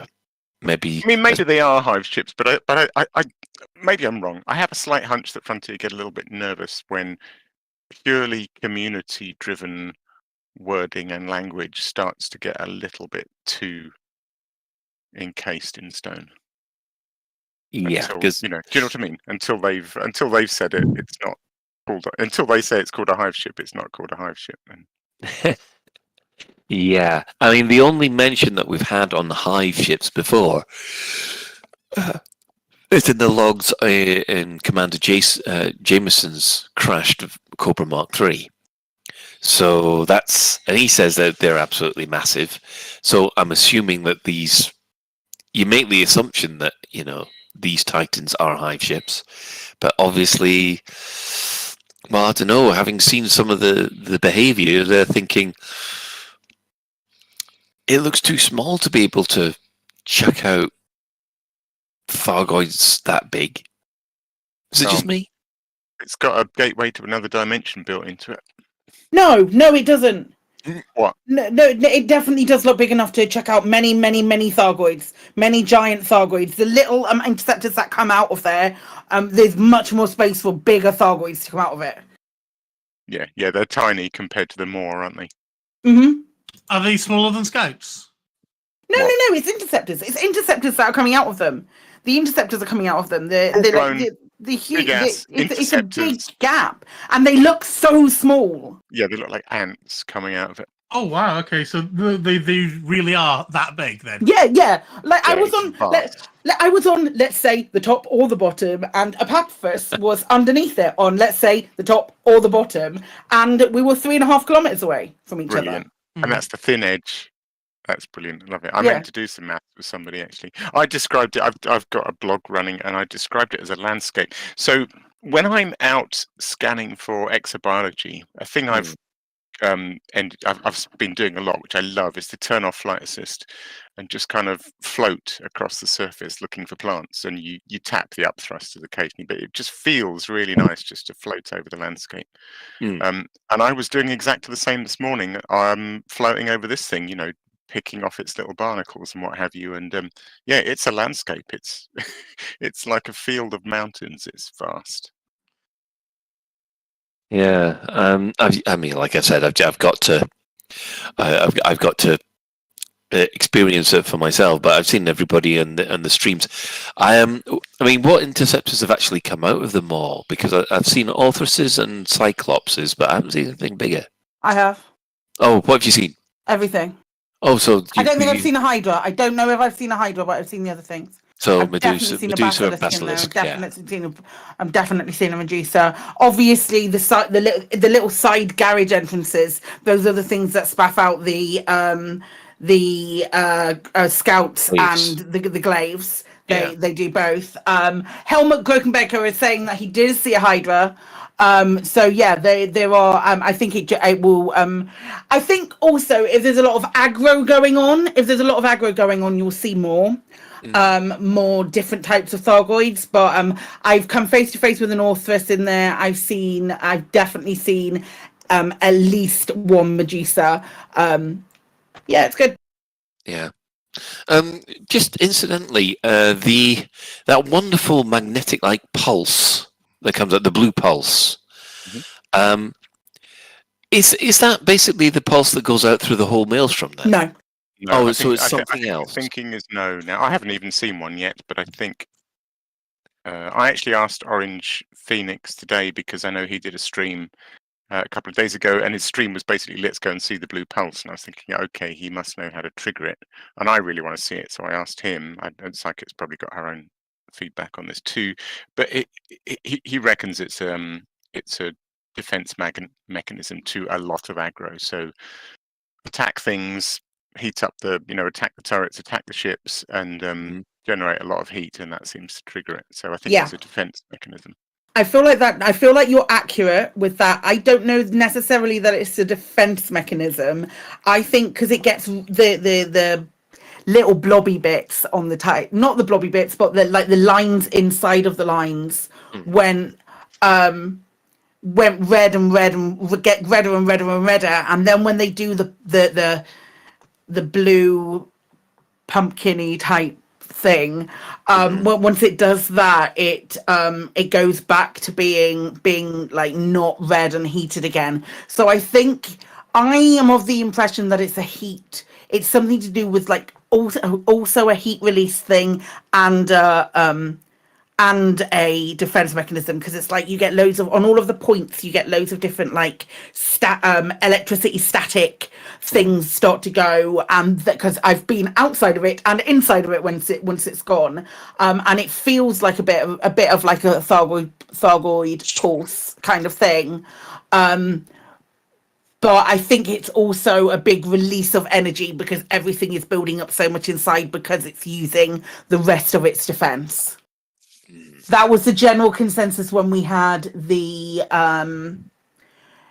did a thing with the burr pit on Thursday night, and quite a few of us all went in there together. It becomes a nightmare trying to get in there when there's a lot of you there, because it seems to pulse every 20 seconds, and because it always knocks you back a little bit. If I'm in my Corvette that does 400 and something, it takes a hot minute to get in there.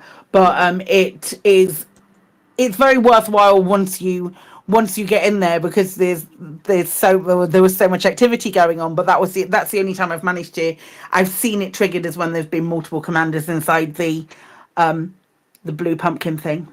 Yeah. So obviously it's also surrounded by a lot of asteroids and dust. Has anybody gone mining the asteroids yet? Yeah, people have. Yeah. Is there any unique stuff on the asteroids, or is it just normal asteroids? Normal asteroids. They're like ice asteroids, I believe. I have a theory on the asteroids, actually.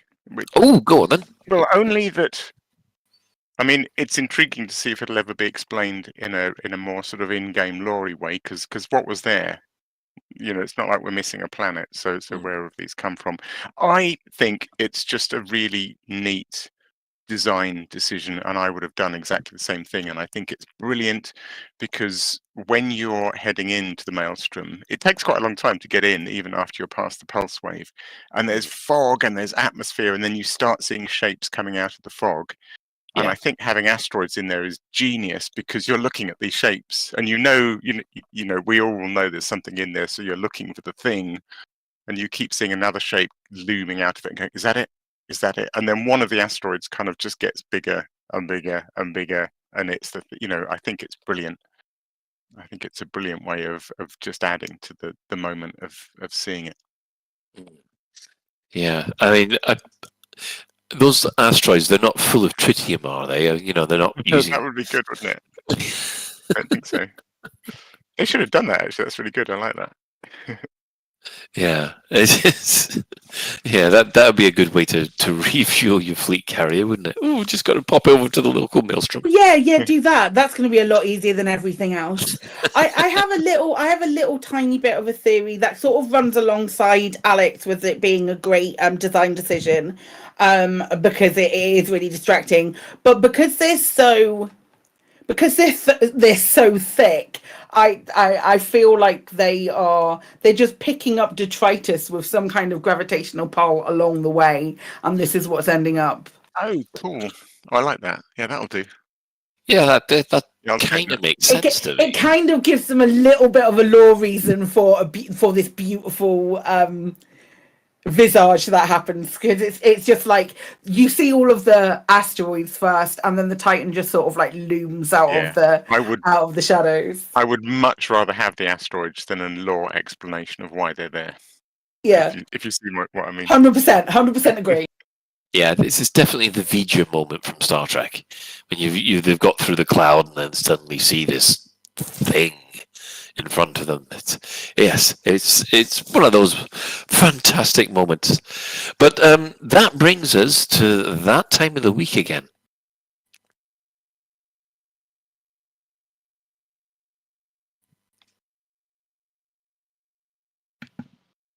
Norman, you're alive? Have we lost Norman? I don't know. Oh, what?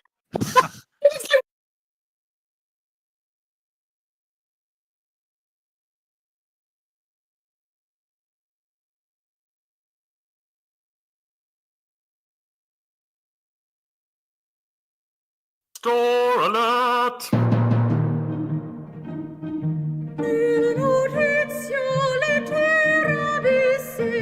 Quo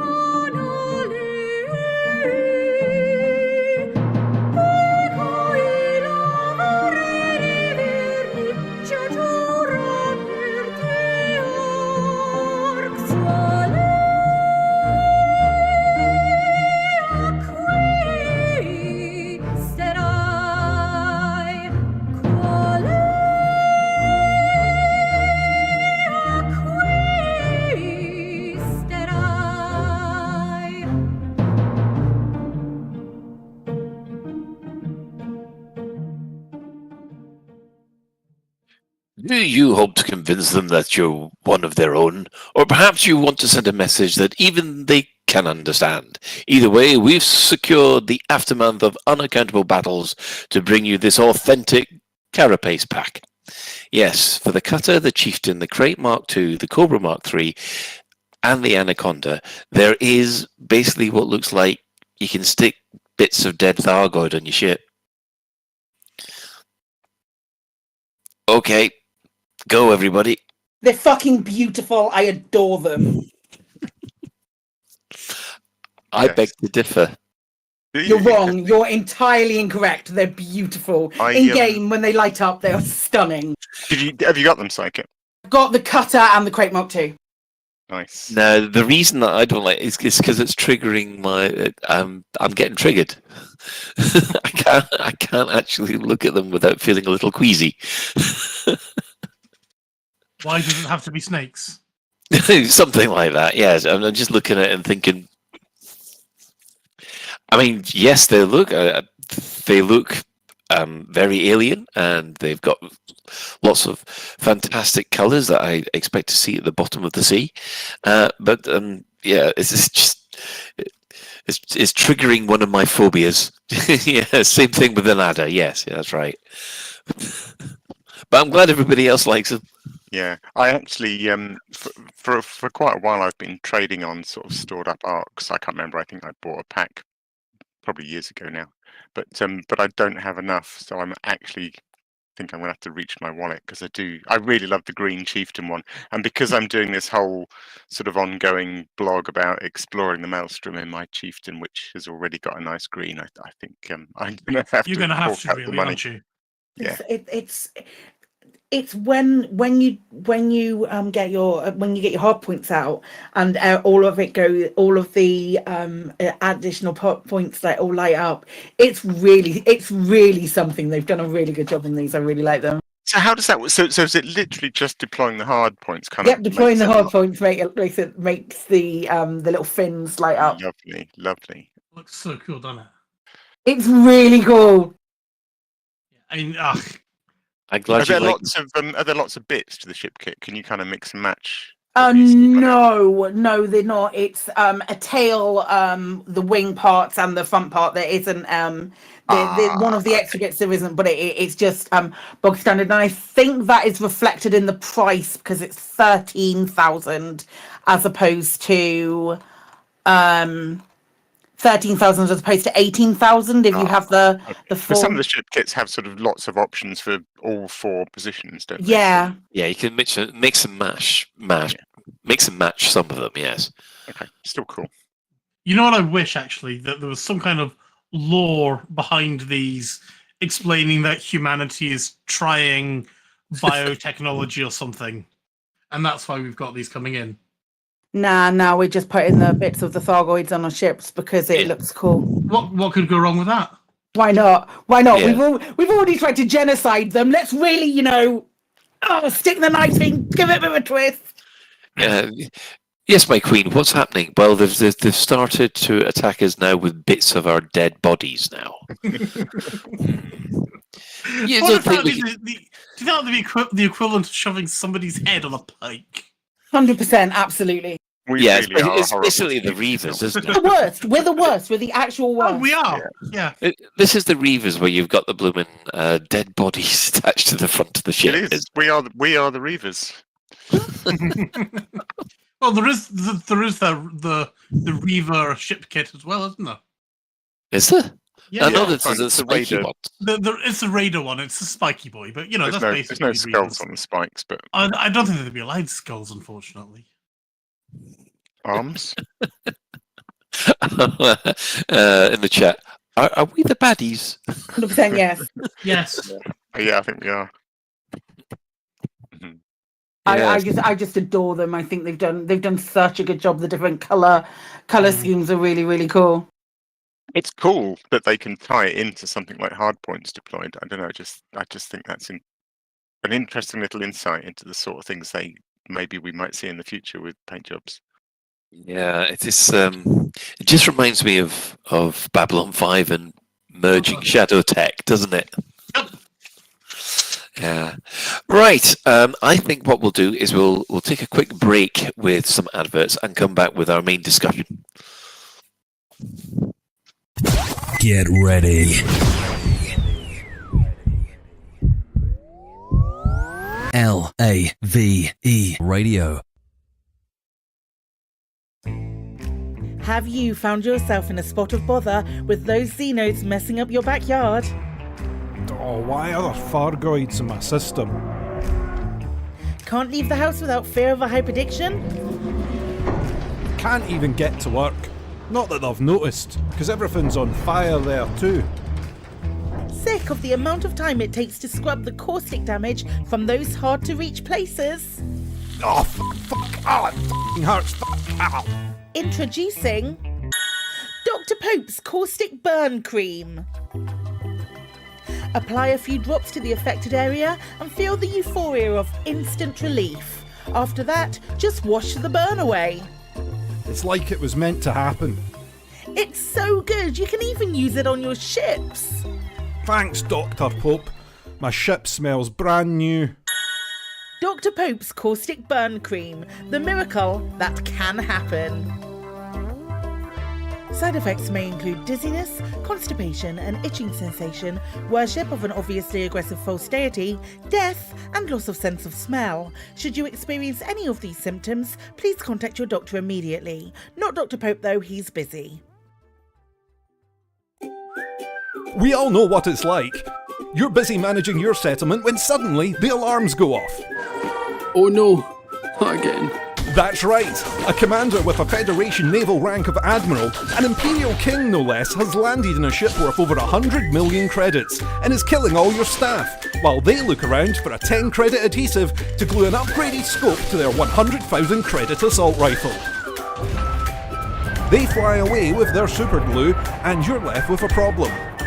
How are you going to get your agricultural plant back up and running? How am I going to get my plant up and running? How are you going to find staff at short notice? How am I going to find staff at short notice? How are you going to deal with all those bodies? There's bodies everywhere, and they've stained the carpet. Wonder no longer. Call Aries Crime Scene Cleanup Services. Hello, I'm Harry, from Harry's Mine. After a sudden increase in robberies and murders by commanders since 3307, I've gained valuable expertise in cleaning up bodies, recruiting new staff and restocking stationary lockers. Now you can benefit from my experience by signing up to our Crime Scene Cleanup Service subscription plan. That's right. For only a small monthly fee, when your settlement alarms are activated, our rapid response cleanup crew will be dispatched, along with our patented Cadaver Scoop 150. The Cadaver Scoop 150 can be mounted to surface reconnaissance vehicles and skimmers to make tidying up your settlement a breeze. Wow, the bodies are gone. Our recruitment team has potential new employees on standby across the galaxy, ready to fill your vacant roles in security, logistics, administration, processing, and more. My plant's operational again. Thanks, Aries Crime Scenes Cleanup Services. Aries Crime Scene Cleanup Services. We'll have your settlement as good as new before the next ship arrives. Cadaver Scoop 150 disposal bags sold separately. Lave Radio, broadcasting to every corner of the galaxy. And welcome back. Right, well, we're going to ask the crew a very, very important question, which has been, what has been your favourite experience in Update 15 so far? And I know certain people want to really talk about this. Look, okay, I've got like 7. And it's really difficult. It's like picking between my kids. There's been a few instances that have made Elite Dangerous. I wouldn't be here if I didn't love Elite Dangerous. If you're like with the best will in the world, if you're like want to see content about Elite Dangerous, you should really be a big fan of game. And I'm a big fan of the game, and I wouldn't be here talking about the game if I didn't love it so much. But update 15 has given me some of the best like gameplay content that I've seen in a really, really long time in this game. And we had the thing that we did with the burr pit on Thursday when a lot of us went and flew into Taranis. It was beautiful, and if you watched the burr pit stream, not burr pit stream, if you watched the burr pits video on Friday, there's a shot of like loads of lasers shooting up a Corvette. That Corvette is the one that I sold. That's my ship, and it was so cool to see it like actually happening in real time and being a part of it, and then also looking over on my other screen and seeing these lasers firing at my Corvette as well. At the same time, I was getting recon data or research data from a glaive, which I didn't even know was possible at that point. Oh, it's been so much fun. It's been such an experience. I love it a lot. I love it very, very much. I think it's really fun. The other thing that happened is regarding the AX reactivation missions. On Thursday, I wasn't particularly well prepared. I wasn't particularly well prepared, and I was like, I'm going to do some AX reactivation missions in Diamondback Explorer and just put a couple of hull reinforcements on it, and it'll be fine. It won't be a problem. Long story short, I didn't get far enough away from the AX reactivation, and there was an interceptor circling above, and I called my DBX back, and the interceptor was shooting at my DBX, and then the revenants started shooting at my DBX as well, and there was a very scary moment where I was stood there watching my ship explode, and I've never had that happen before, and I thought that was really, really fun and really exciting. And the best bit that came out of that was the emergent gameplay of another player coming and picking me up in the Chieftain and flying away. Big shout out to Commander Simon, who was absolutely fluffing incredible. He was in the area anyway, and he was like, no, I'll come pick you up, it's not a problem, I'll come and pick you up. And it was I did a highlight of it, and I popped it like a 16-minute video on YouTube that I put out about it, and it's been received really well. But it's honestly very, very close to being my favorite moment in Elite so far ever of all time. It was great, Psyche. I watched the video yesterday. It's really good. Like you say, the emergent gameplay of just being rescued, and it's so cool to see that ship swooping in, and yeah, loved it. It's great. It genuinely was so compelling. I did some little edits of it. I did an edit of it because it was originally, the whole thing is like 40 minutes long, and I was like, nah, we don't need to see me running 1.5k towards the base without any problem. So I did a little bit of editing for it, and then I realized that I was watching it again while I was editing it, because I was like so gripped, and I knew what was going to happen because I was there the first time. But it was honestly fantastic, and I don't think I would love Elite to be able to top that for me, but I don't know that it will. It was so good. Yeah, I mean, the Elite gets an awful lot of criticism about the multiplayer not working properly, but when the multiplayer does work and you have these kind of instances, it's awesome. Myself, Ben, and the legendary Ralph have had plenty of experiences like that in our, basically commander incompetence sessions, where we've had to basically rescue each other from certain death. I mean, to be fair, I love that Psyche had that moment, and and it was great to watch back, and it's really cool. But it's not. I don't like the implication that it's rare that this kind of thing works. Oh no, it absolutely isn't.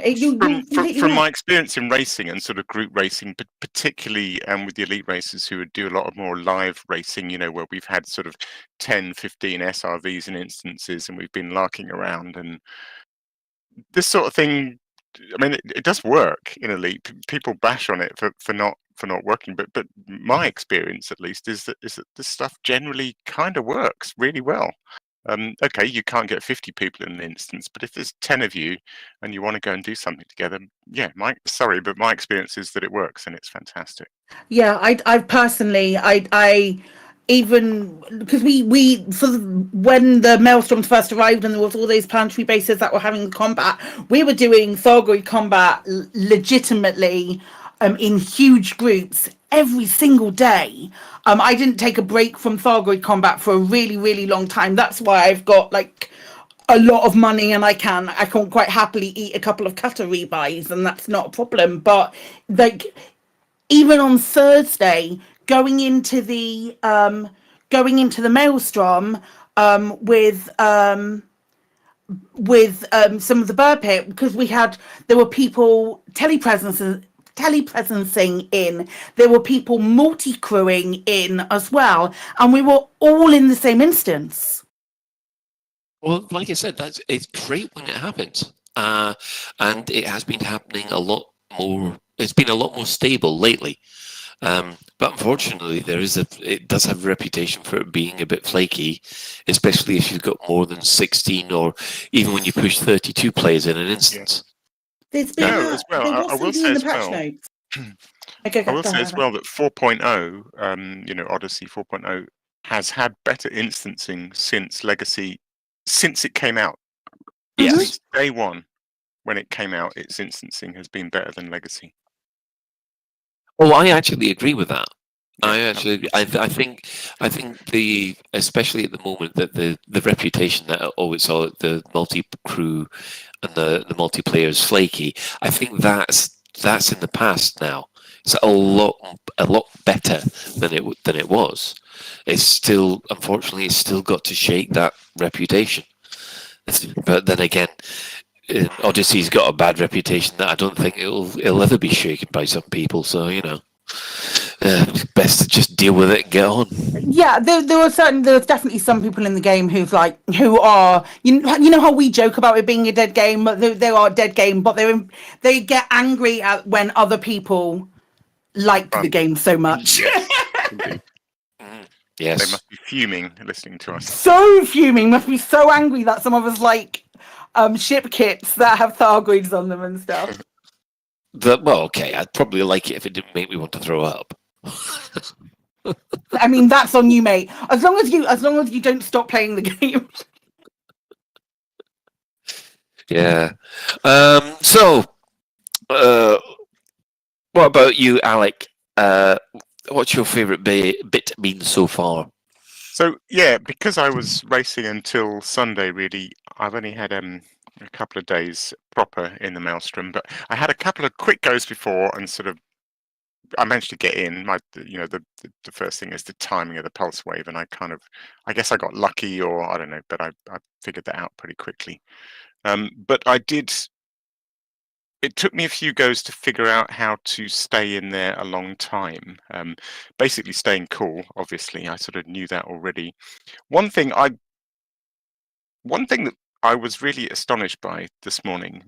I'm just so dumb. I just hadn't realised this, and I suppose people that do a lot of Thargoid combat will smack their foreheads and go, "Of course." I had no idea how effective the thermal vent beam was. So my chieftain's sort of running speed is about running temperature is about 18%. But if you just tickle the surface of the Titan, which surface, the top or the bottom? I'm so sorry. It doesn't really matter. Just tickle it on the underside.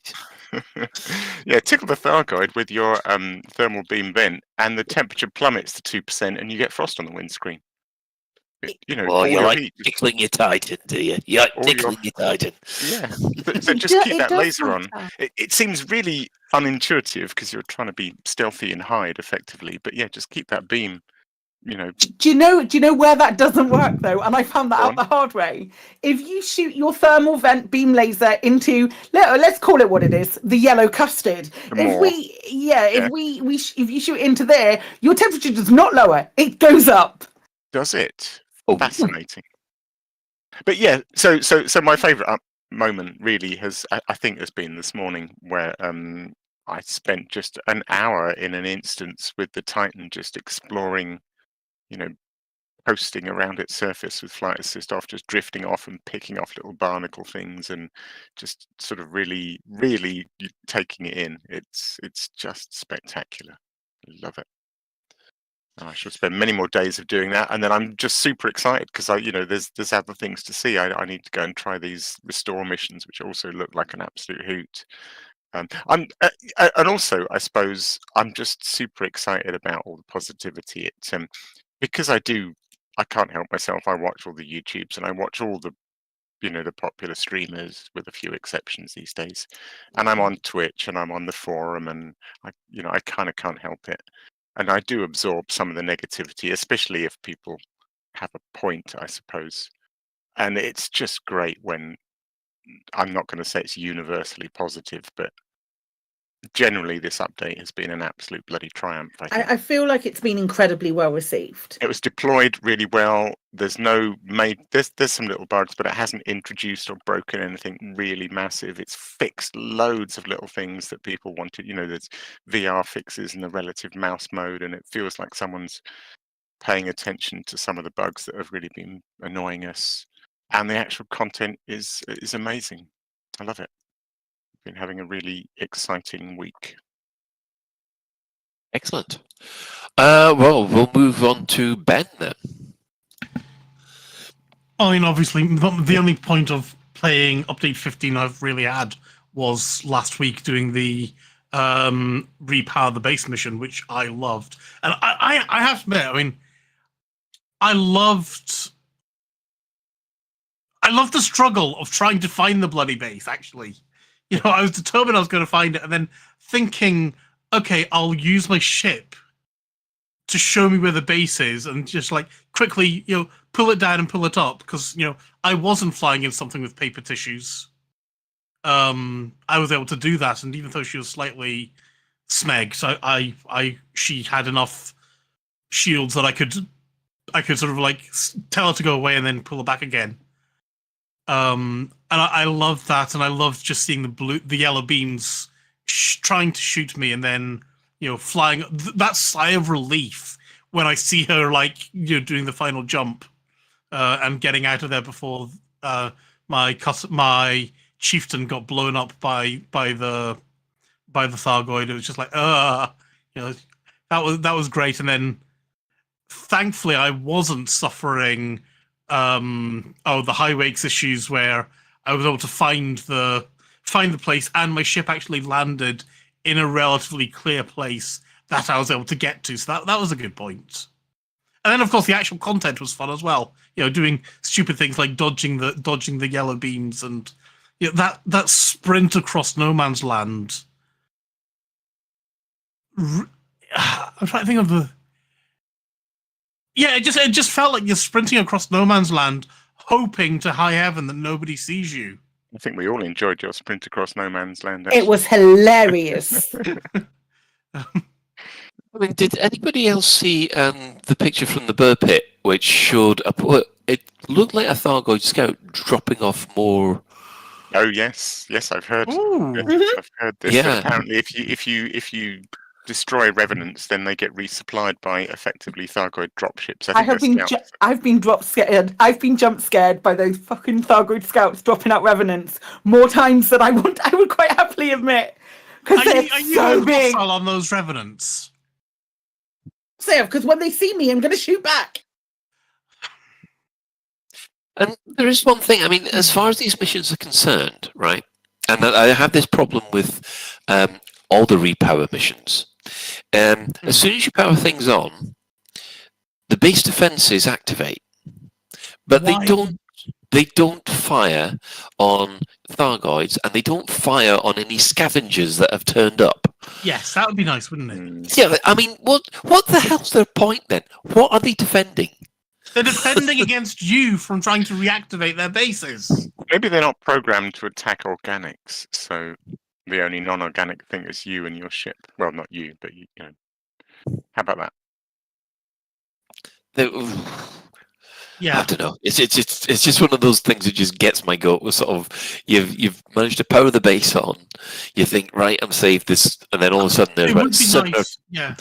8 scavengers outside, and yet the base defenses, which would rip you to shreds in a few seconds, just don't bother doing anything. What would be awesome though, Colin, is the base defense. If you, let's say you turn the power on, and then you make a point of going off and you should deliberately then turn on the other things, and then if you do turn the defenses on and they do shoot the Revenant, then the scouts come in, resupply times 10, and interceptors come in and just go, hang on, yeah, you know what I mean? So they don't turn on automatically, but have a nice little loop where the Thargoids get pissed off at you for turning them back on again, and then try to take them out. Yeah, that's nice. Yeah, so basically you've reactivated the base just for it to be destroyed. Yeah. Lovely. You tickled the Thargoid, it wasn't happy with you. You tickled it in the wrong anus. Wrong hole. I wonder if this is the pattern. You have to like the old puzzles to open things where you have to tickle them in the right order, and that will make the yellow thing disappear, and then we can go inside it. Maybe that's the eventual plan, and maybe it's something to do with the tattoos. Science required. I'm not sure we want to know that, Psych. It's tickling games about getting inside. I am all here for it. Let's go, kids. I'm just waiting. Stream, anyway. I do have a question about getting inside. Easy. No. Yeah, as I said, buy them dinner first, for God's sake. So although, as Arthur quite rightly corrected me, these aren't quite the same as the ground bases. They're clearly the very similar design, but I think they're bigger and they're sort of slightly different appearance.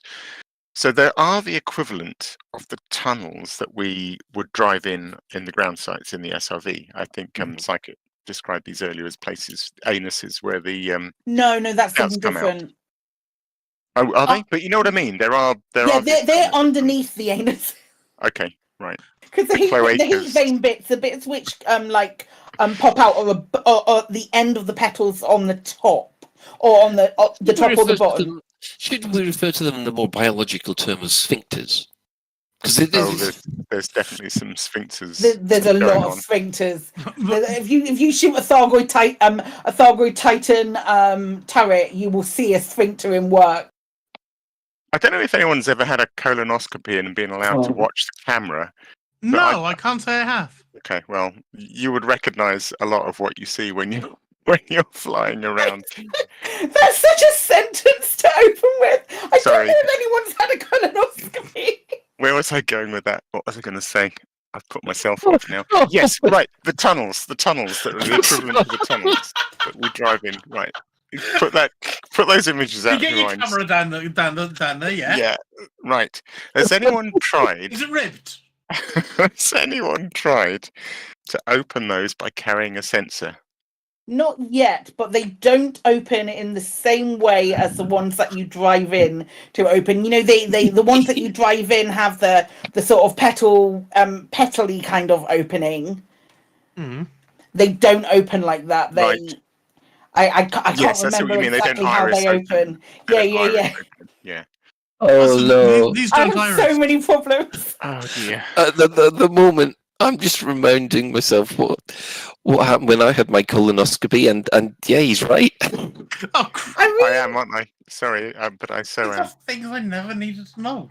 I mean, the little, like, if you shoot a Titan, you can use your lasers on this. They die pretty easily. Shoot a Titan turret when it exposes itself. Shoot the Titan turret off, and it will collapse back down, and then after a moment, everything will collapse back down, and then after a moment, it will sort of like open up, and then another one will pop out. It's like it takes like a minute for another one to pop out, and the noises and the motion, shall we say? So let's say they're very organic in nature. So, you needed lube for that, did you? No, I didn't go anywhere near it. It did it all on its own. But they do get replenished, which outside of the many anus jokes that we can make, the fact that they're being replenished means that there is effectively something inside doing the replenishing. It's growing a new one, even as we speak. Yeah, it brews one and then it pumps it out. Yeah. I do love that that pool. It does look like liquid, doesn't it? It's even got liquid sound effects. Yeah. The yellow, and just watching them plop in and out of that. Oh god, I can't talk on this subject anymore. Can we move on? I mean, probably not, because we're talking about update 15. I'm so sorry. No, but it is really liquidy and moist. It's moist. Oh dear! Right. Like me. So coming soon, it will be the alien, the human weapon known as the Thargoid butt plug. That's the one that we need. That's the thing that Daddy Savlon in his Guardian mech suit is currently brewing up for us right now. A couple of plugs. You need 8 of them to plug each anus successfully. Just watch it explode. Yes. You know, you like joke about it because we're fucking terrified of them. I should clarify. They're really scary. Tickle me, Titan!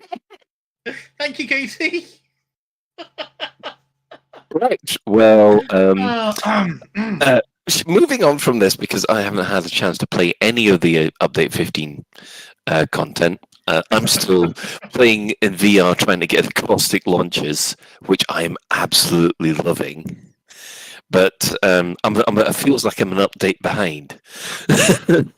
But yeah, we'll get into that later. But let's have a look at some of the responses that we've had. We've had Freya Crescent. She says that hiding under a stairwell while revenants launched sticky green poo bombs at me was fantastic.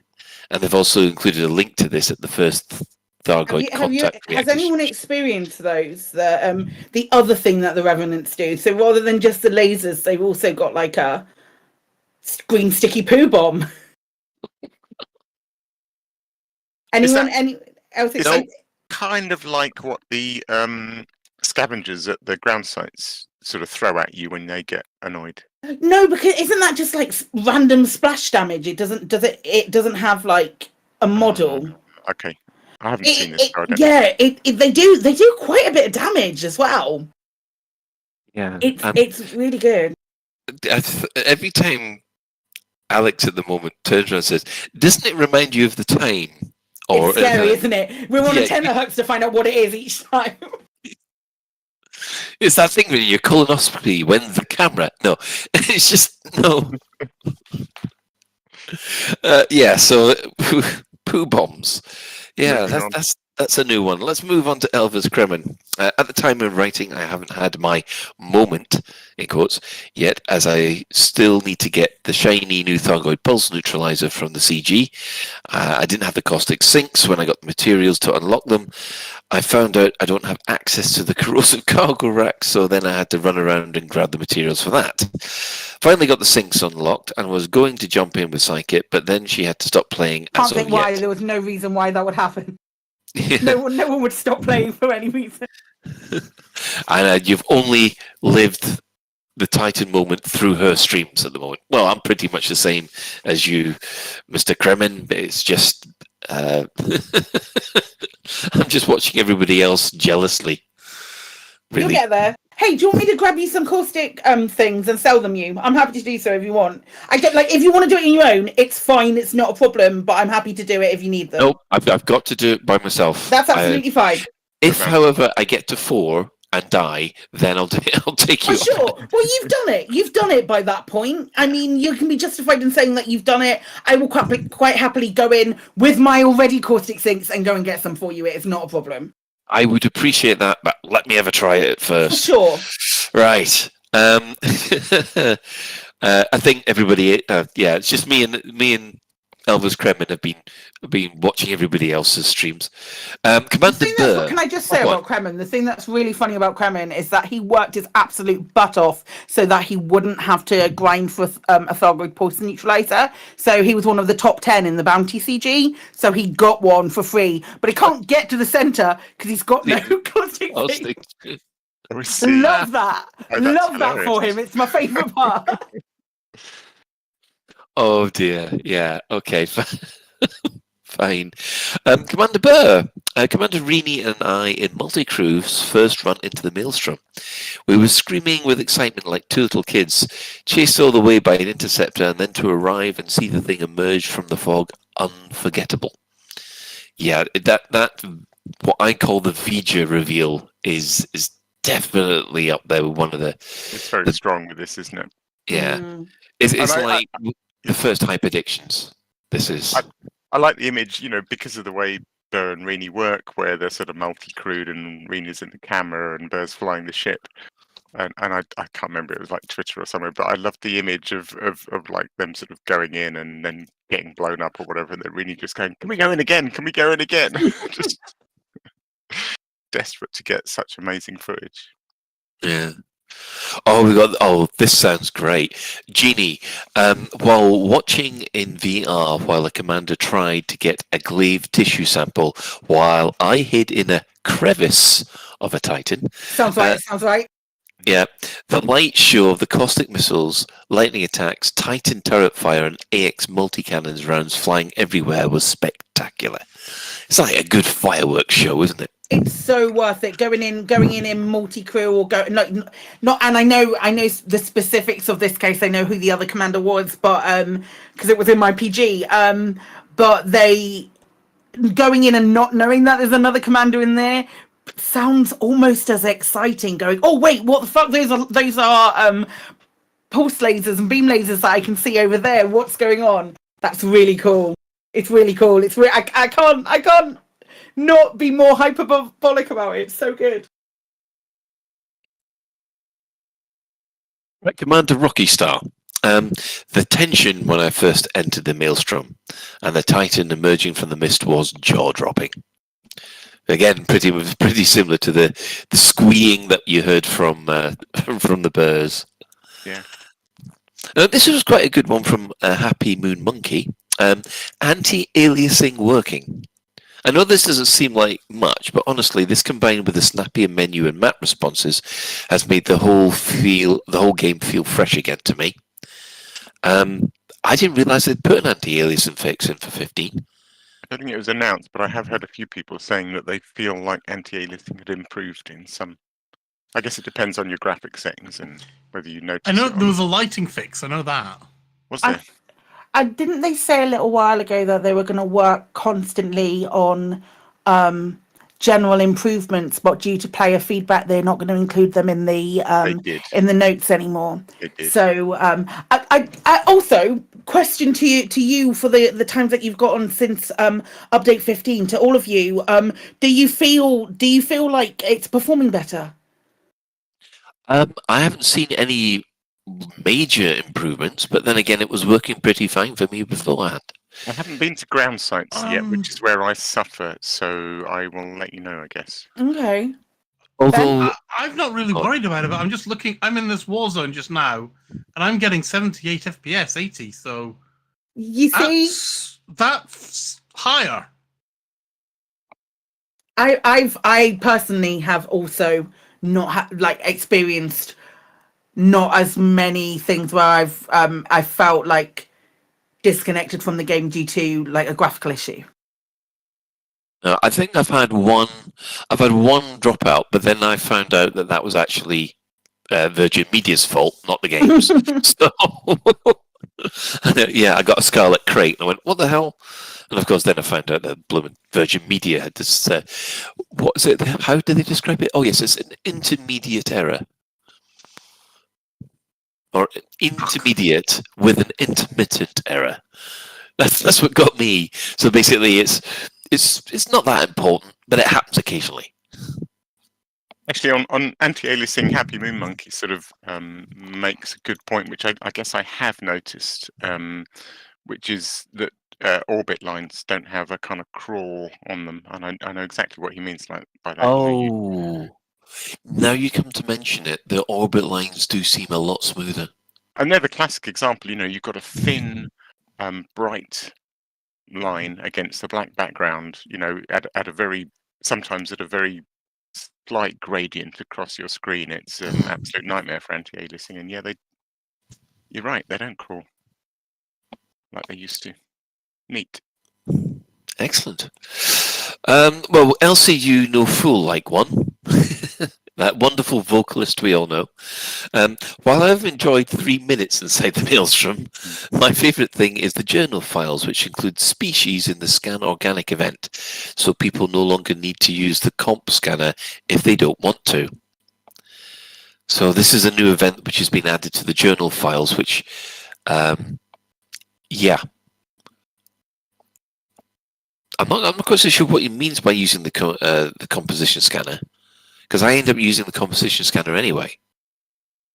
Oh, I see what he means. I think so. What he's saying is that with like organics, you can obviously you can use your organic scanner, 3 times to get the sample, and then you can also use the composition scanner from the SRV to scan the plant, and you get a little bonus for that. Yeah, and that goes with the codex. Yeah. My guess is that for the purposes of logging what you've done with some sort of third-party tool like the Canon plugin, maybe previously you had to use the composition scanner to fully log that thing. Oh, right, I see. And now that the organic scan is getting registered, you don't have to do that. That's what I'm getting from it. Yeah. Right, I understand. I didn't realise that there wasn't an event for the organic scanner, but obviously, yeah. Right. Karumba. Game patched successfully. Didn't lose my keybinds. Pretty successful as far as exploration is concerned. Yep. No problems with the updates. Okay, there is a couple of little niggles about the strength of the scouts' weapons. But apart from for an update, it's been like. No, I know we touched on it. We mentioned this last week, but no wonder at the Science Museum they were so confident. There was definitely an air of confidence from especially Arf at the Science Museum. Sally just looked like she was knackered and she was ready for it to all be over. But Arthur looked confident and excited, and it honestly, I genuinely believe that it paid off. Yeah, I must admit, I think ever since update 13. I've been actually quite impressed by the quality of the updates. They've gone down smoothly. There haven't been huge amounts of bugs. Okay, you do get the occasional niggle and things like that, such as scouts and things like that people they'll have to look into again. But this time, yeah, it was delayed a week, but I think it was worth it. I mean, I'd have been happy if it had been like the end of the month, if it needed to be, and it came out on a month when there were 3 bank holidays in this month and all of that kind of stuff, and still came out on time. Update 14 was 2.5 hours late. This came out at 3:00 when they said that it was going to be coming out, which was fantastic. And as Helmut Glokenbecker says, everybody could play 2 minutes after the update went live. Guess no more. Don't play on patch day. Well, this is the thing. It's nice when it works, but it can never be guaranteed. Come on, consistency. I believe in you, Frontier. You've got this. Yeah.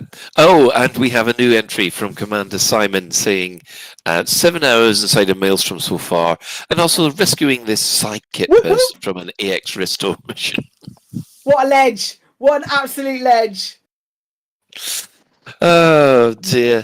So overall, update 15, very, very positive so far for those of you who have actually interacted with it.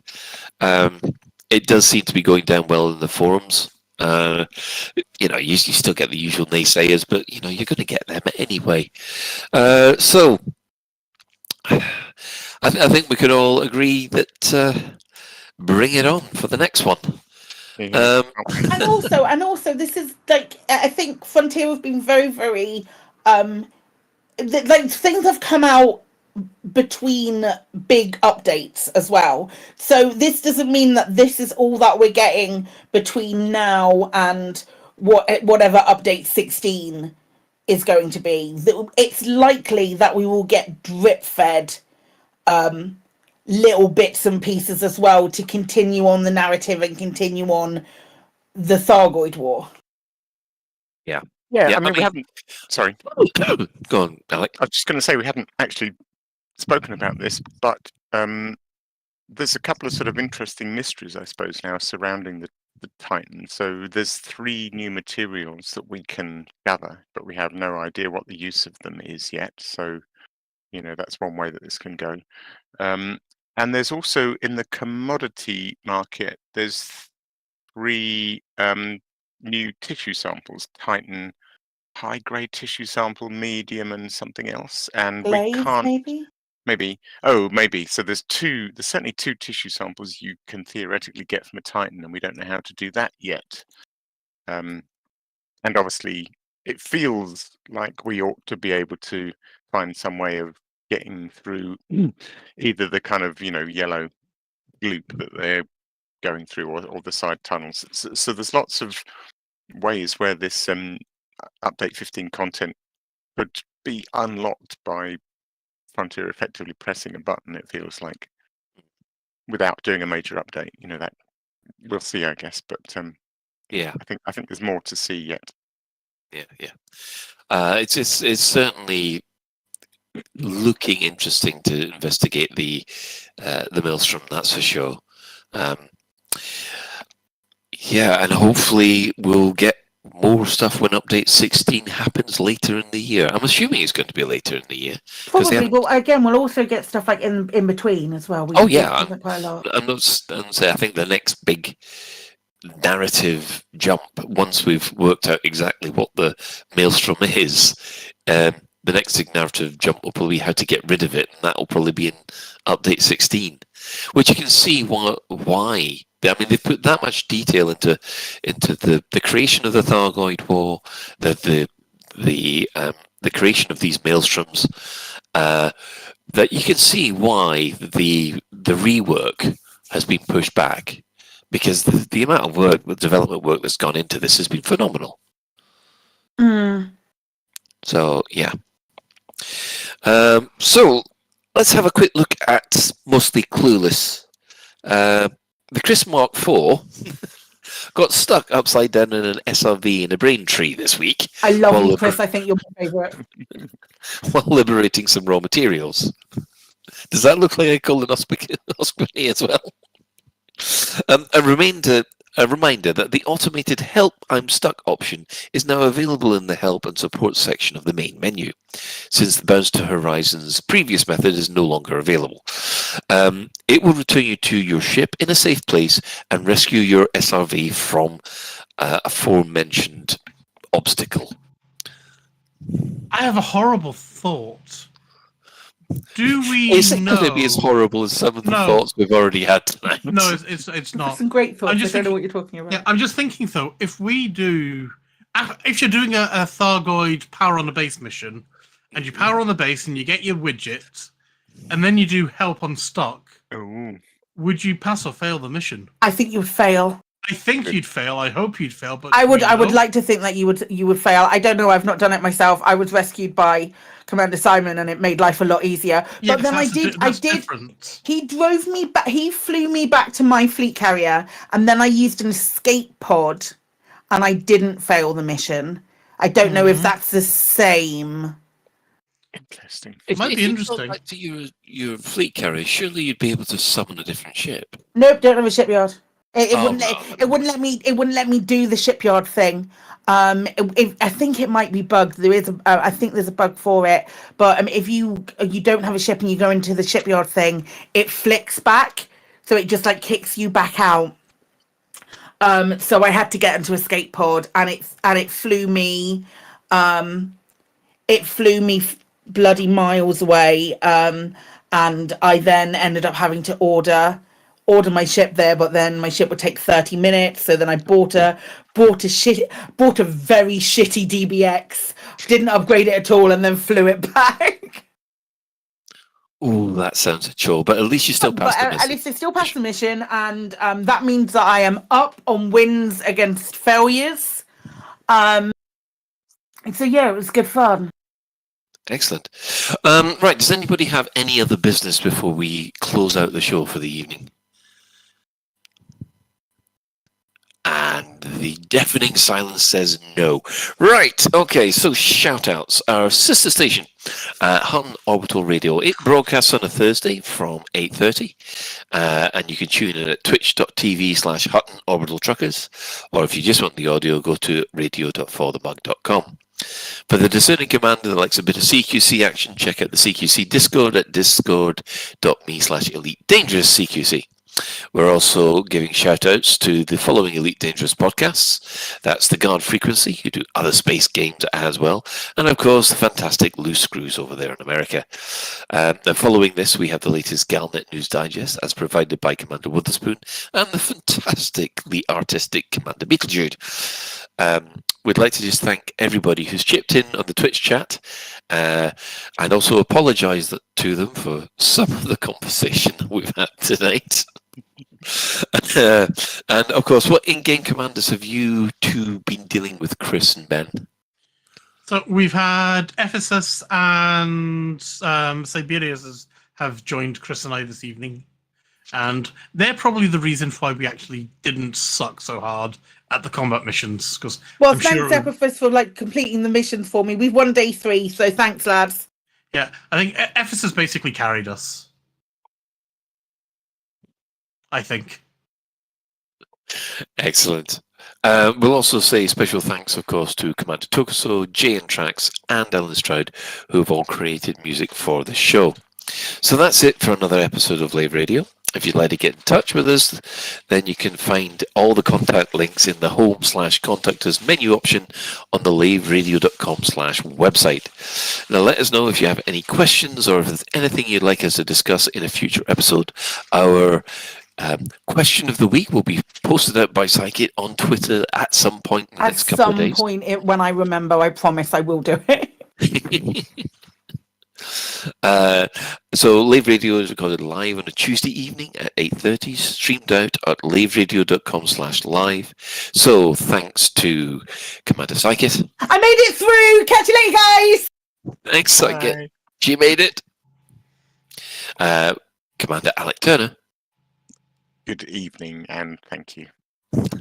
And of course, Commander Ada LeVice. It's amazing what excessive drugs will let you do, isn't it? Colonoscopies, apparently.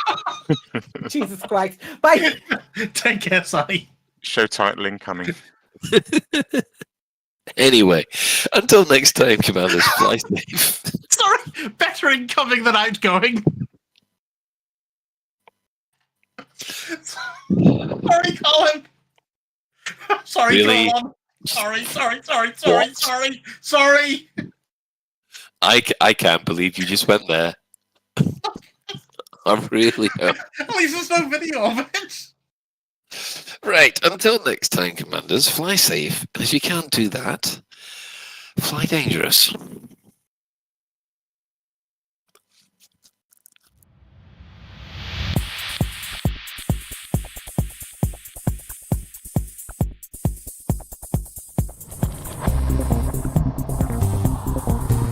Is your life like this? Sounds like someone having an orange inserted.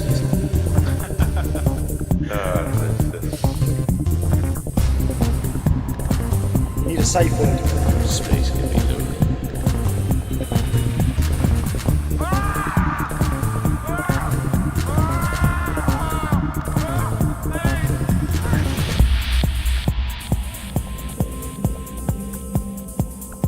I'm gonna see the galaxy.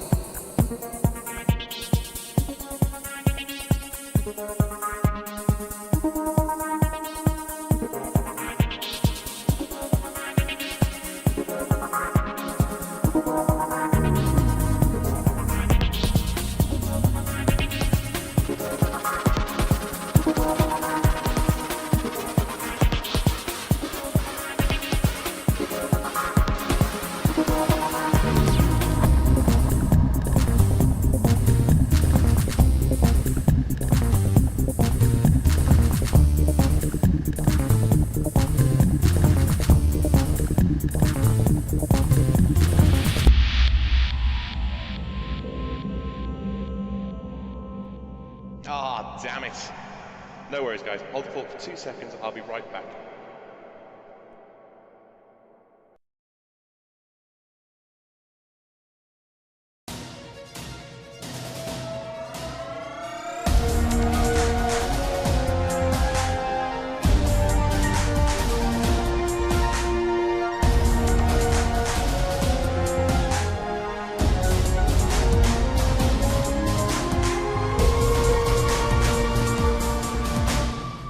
Galnet News Digest, 18th of May 3309. We read the news so you don't have to.